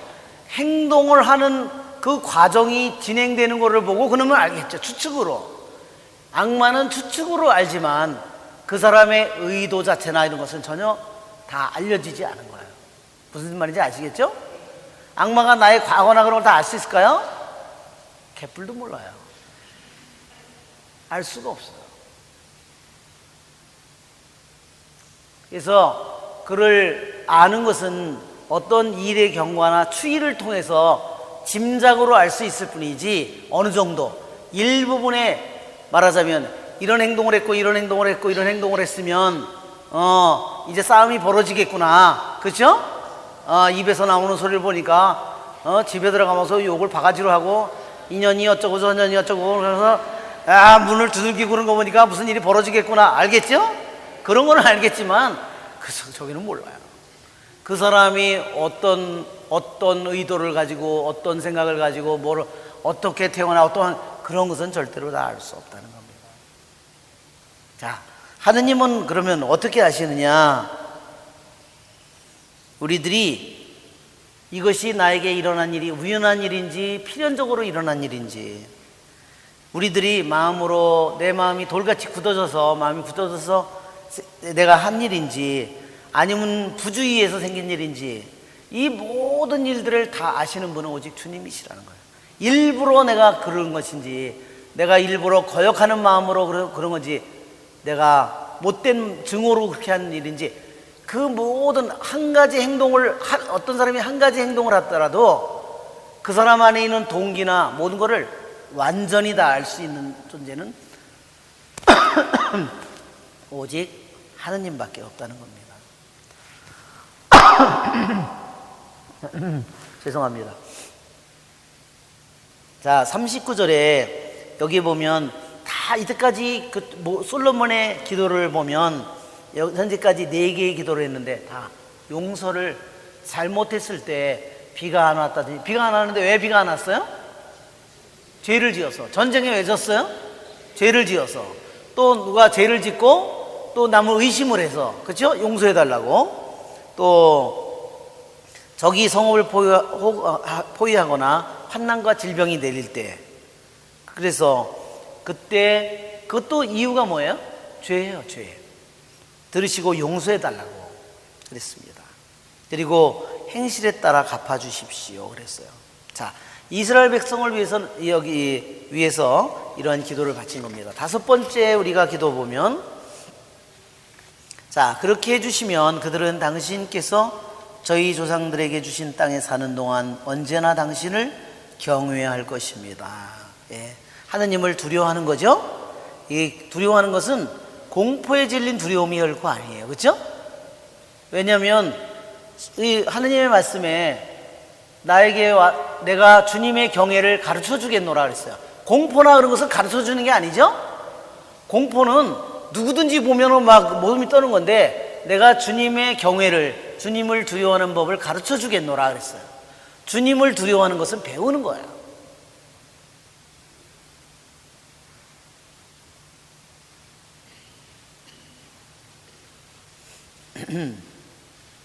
주님을 두려워하는 것은 지혜의 시작이라고 그랬죠? 또한 요한의 편지에 보면 두려워하는 사람은 아직 사랑을 완성하지 못했다고 그랬죠? 그러나 주님을 두려워하는 자에게 주님을 두려워하는 자를 하느님께서 사랑하시는 거예요. 그래서 하느님을 두려워하는 것은요, 또한 지혜의 시작일 뿐만 아니라 지혜의 완성이에요. 말하자면 초보자가 갖는 하느님의 두려움이 있고요, 초보자가 갖는 두려움은 뭘까요? 또 완성된 자가 가지고 있는 두려움이 있어요. 말하자면 신앙적으로나 영적으로 초보자가 갖는 두려움은 뭐예요? 하느님이 내가 벌을 줄까봐 그런 두려움을 가지고 있어요. 그러나 완성된 자가 가지고 있는 두려움은 뭘까요?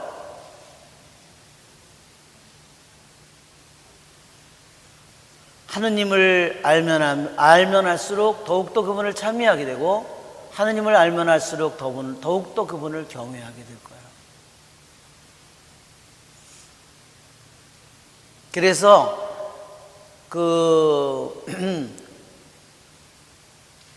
두려워하는 사람은 사랑을 완성하지 아직 못한 사람이라고, 사랑은 두려움을 몰아낸다고 그랬는데, 그것은 초보적인 두려움을 가리키는 거예요. 무슨 말인지 아시겠죠? 하느님을 두려워하는 것은 완성된 자에게 나타나는 겁니다. 또한 있어요.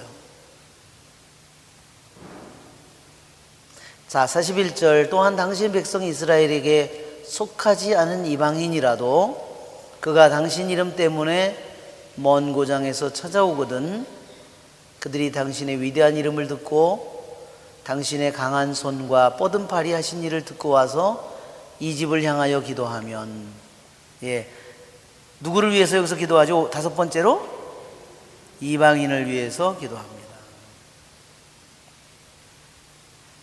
당신께서 계시는 곳 하늘에서 들으시고 이방인이 당신께 호소하는 것은 무엇이나 이루어 주십시오. 자, 차이가 뭐냐면요, 이스라엘 백성은 죄를 지어서 비가 안 오거나 전쟁에 지거나 뭐는 의심을 하거나 또는 이런 적에게 포위당하거나 이러면 행실에 따라서 갚아달라고 그랬죠? 행실에 따라 갚아달라고 그랬는데, 이방인은 뭐예요? 이방인이 호소하는 것에 따라서 이루어달라고 그랬어요. 행실에 따라서 갚아주는 것이 아니라 호소하는 대로 이루어달라고 이렇게 했어요. 이것이 이스라엘 백성과 이방인을 위해서 기도한 중요한 차이점이에요. 왜냐하면 이방인은 더욱더 애기와 같은 거예요.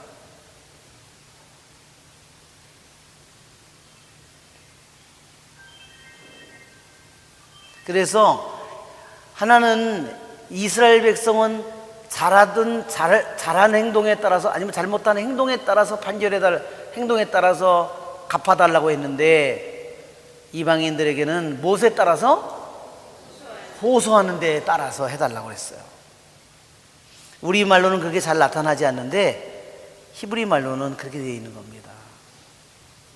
호소하는 것에 따라 그렇게 이루어 주십시오, 갚아 주십시오 한 것입니다.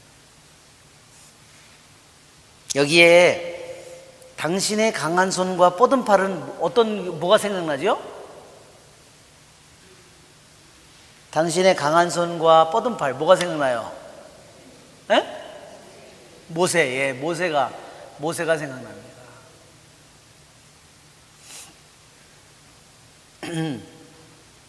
그래서 그 모세가 이룬 10가지 기적은 단 한마디로 표현하면 뭐냐면, 하느님이 뻗은 여기 당신의 강한 손과 뻗은 팔이라고 10가지 재앙을 성경의 언어로 다른 말로 바꾸면 10가지 재앙, 모세가 이룬 10가지 재앙은 다른 말로 표현하면, 성경 언어로 표현하면 당신의 강한 손과 뻗은 팔이에요.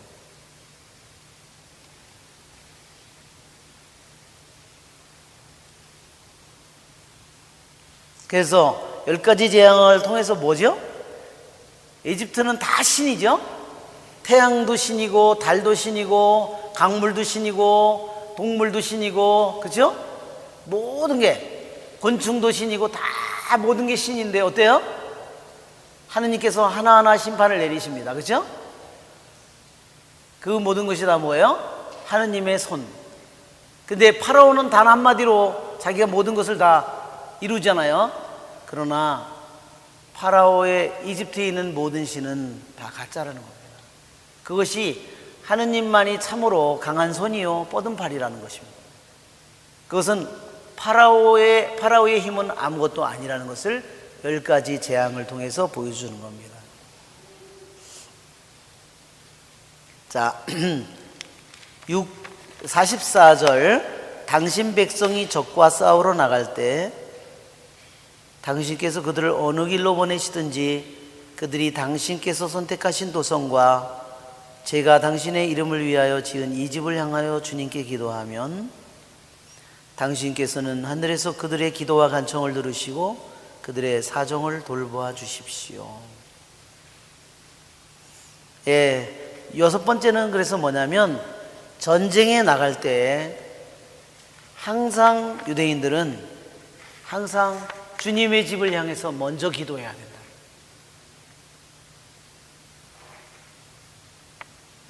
그래야 자기 나라의 안녕을 위해서 백성의 안전을 위해서 싸우러 나가든 무엇을 나가든 그때 하나님께서 들어주실 거다 하는 거예요.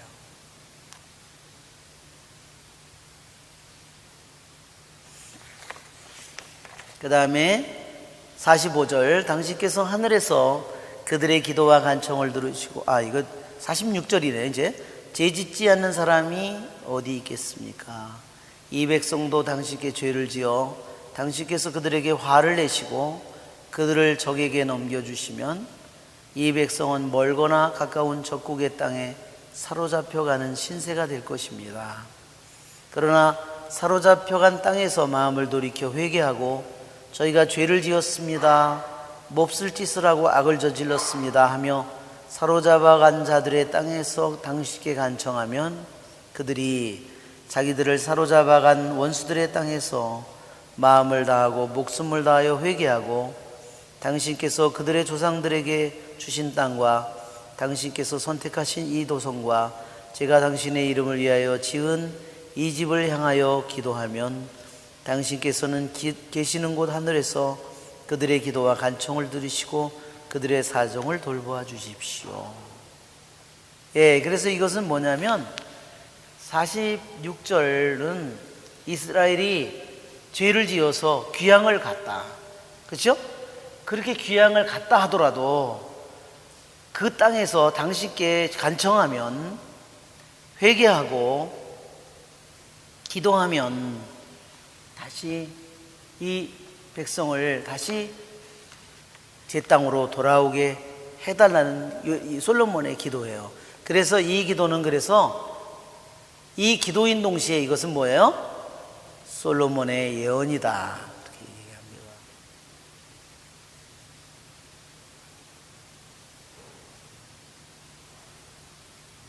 자, 우리가 여기 보면 다니엘 9장에 보면 그 다리우스 황제 때 예레미야 예언자를 통한 예언이 실현됩니다. 70년 동안 말하자면 귀향살이를 한다고 그랬죠? 다니엘이 성경을 열심히 예레미야 예언서를 읽다 보니까 70년이 다 차가는 거예요.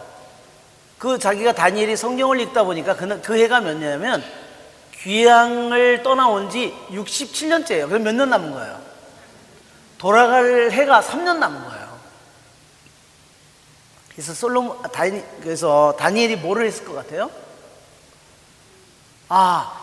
우리들이 하느님께서 말하자면 이스라엘을 벌을 준 그 기간이 70년의 기간이 끝나가고 있구나. 이제는 우리가 돌아갈 때가 됐구나. 근데 보통 사람들은 어떻게 생각했어요? 돌아가긴 개뿔이나 어떻게 돌아가 여기서. 그죠? 아니 이놈들이 호구야? 이놈들이 우리를 다 잡아 여기 왔는데 우리를 그 땅에다 다시 돌아가게. 말도 안 되는 소리야. 씨도 안 먹는 소리야. 근데 다니엘은 계속 예레미야 예언서를 읽다 보니까 70년의 세월 시간이 거의 다 찼고 3년밖에 남지 않았다는 사실을 깨달았어요. 그래서 다니엘이 뭘 하냐면 이스라엘 백성을 위해서 이스라엘 백성이 잘못했습니다. 그 회개의 기도를 이스라엘 백성을 대신해서 왜? 많은 백성은 아예 돌아갈 거는 꿈도 안 꾸고 그냥 뭐 잘 먹고 잘 살면 되지, 여기서나 잘 살고, 이런 마음만 가지고 사는 사람들이 대부분이었다는 거죠. 그래서 다니엘이 한 것은 이스라엘 백성을 대신해서 뉘우치는 참회의 기도를, 회개의 기도를 바치는 거예요. 그렇게 그들이 회개를 해야만 그들이 그 땅으로 돌아갈 준비를 갖춘 거잖아요. 그렇죠? 그 회개의 기도를 듣고 하느님께서 다니엘을 통해서 이스라엘 백성을 대표해서 다니엘이 한 기도와 그것을 통해서 이스라엘 백성이 같이 그 기도를 바쳤을 때 하느님께서 그들의 회개의 기도를 받아주시고 그들을 다시 약속의 땅으로 되돌아가게 해주시는 겁니다. 자, 47절에 보면 사로잡혀간 땅에서 마음을 돌이켜 회개하고 저희가 죄를 지었습니다. 몹쓸 짓을 하고 악을 저질렀습니다 하며 당신께 간청하면, 그랬는데 여기에 저희가 죄를 지었습니다 하는 이 기절에 대해서 유대인들이 어떻게 해석했냐면요, 이 솔로몬의 기도는 다윗의 기도와 다르다는 거예요. 왜냐면 신명기나 이런 성경에 보면 우리 조상들의 죄, 출애굽기도 보면, 탈출기도 보면 너희의 죄를 조상들의 죄를 3, 4대까지 갚는다고 그랬죠? 그러면 여기서 말할 때도, 솔로몬이 기도할 때도 저희 조상들의 죄와 저희 조상들과 저희가 죄를 지었습니다 이렇게 얘기해야 되는데 조상들을 뺐다는 거예요. 다윗은 분명히 조상들의 죄를 알았는데 조상들의 죄와 자기들의 죄를 고백하는데 왜 솔로몬은 그것을 얘기하지 않느냐.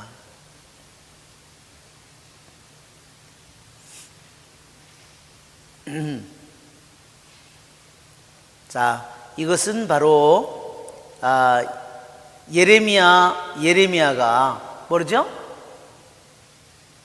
죄를 지은 자만 죽는다 그랬어. 그렇죠?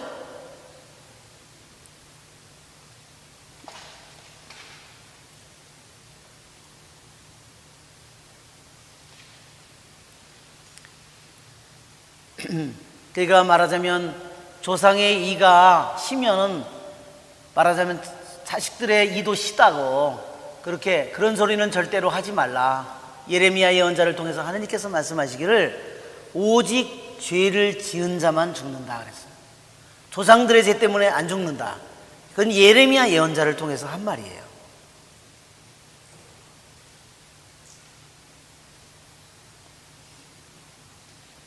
즉 솔로몬은 자기 아버지나 자기 조상들, 모세나 이 사람들이 얘기한 과거의 죄, 조상들의 죄를 언급하지 않는다는 거예요. 오직 자신들이 지은 죄만을 얘기한다는 거예요.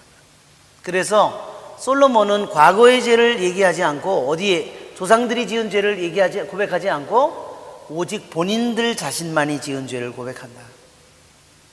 그리고 그 이유는 또한 미래를 언급하기 위해서이다. 즉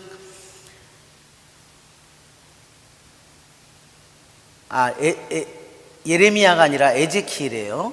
그래서 탈출기 34장 7절에 조상들의 죄가 자손에 미친다는 것을 에제키엘 예언자는 폐지했다. 오직 죄 지은 자만 죽는다.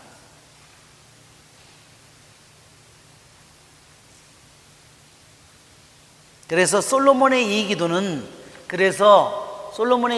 누구예요? 솔로몬은 아직 에제키엘 예언자가 오지 않았죠? 그래서 미래의 것을 얘기하는 것이다. 이것이 예언이다 하는 거예요. 그러니까.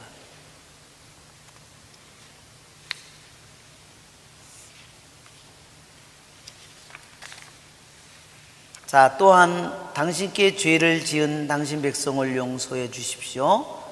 당신을 거역하여 지은 모든 반역죄를 용서해 주시고 사로잡아간 자들 앞에서도 그들을 가엾이 여기시어 저들이 그들을 가엾이 여기게 해 주십시오. 자, 50절에 보면 당신께 지은 죄, 그 다음에 당신을 거역하여 지은 모든 반역죄, 두 가지 죄가 나오는데 우리 히브리어에 보면 표현이 있어요. 50절을 한번 보시면 하나는 하타라고 나오고 카타라고 나오고 하나는 빠샤라고 나와요. 즉 두 가지 죄는 차이가 있어요. 우리말로는 똑같이 그냥 죄라고 나오는데 히브리 말로는 하나는 카타, 하나는 빠샤예요. 카타는 뭐냐? 고의성이 없는 거예요. 자기가 모르고 지은 죄예요. 그러나 당신을 거역하여 지은 죄, 반역죄, 이것은 빠샤예요. 이 두 가지는 분명히 차이가 난다. 하나는 뭐예요? 전혀 의도나 고의성이 없는 죄이고 카타는 빠샤는 분명히 자기가 알면서도 자기가 일부러 지은 죄.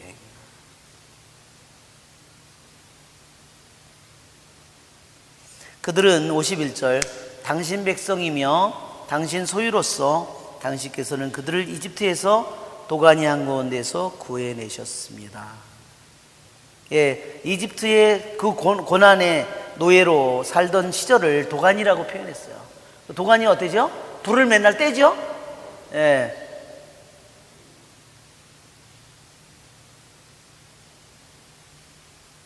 그런데 이스라엘 백성에게 이제 뭐가 오냐면요, 여기는 흑도가니인데요, 앞으로 무슨 도가니가 와요? 철 도가니가 그들에게 와요.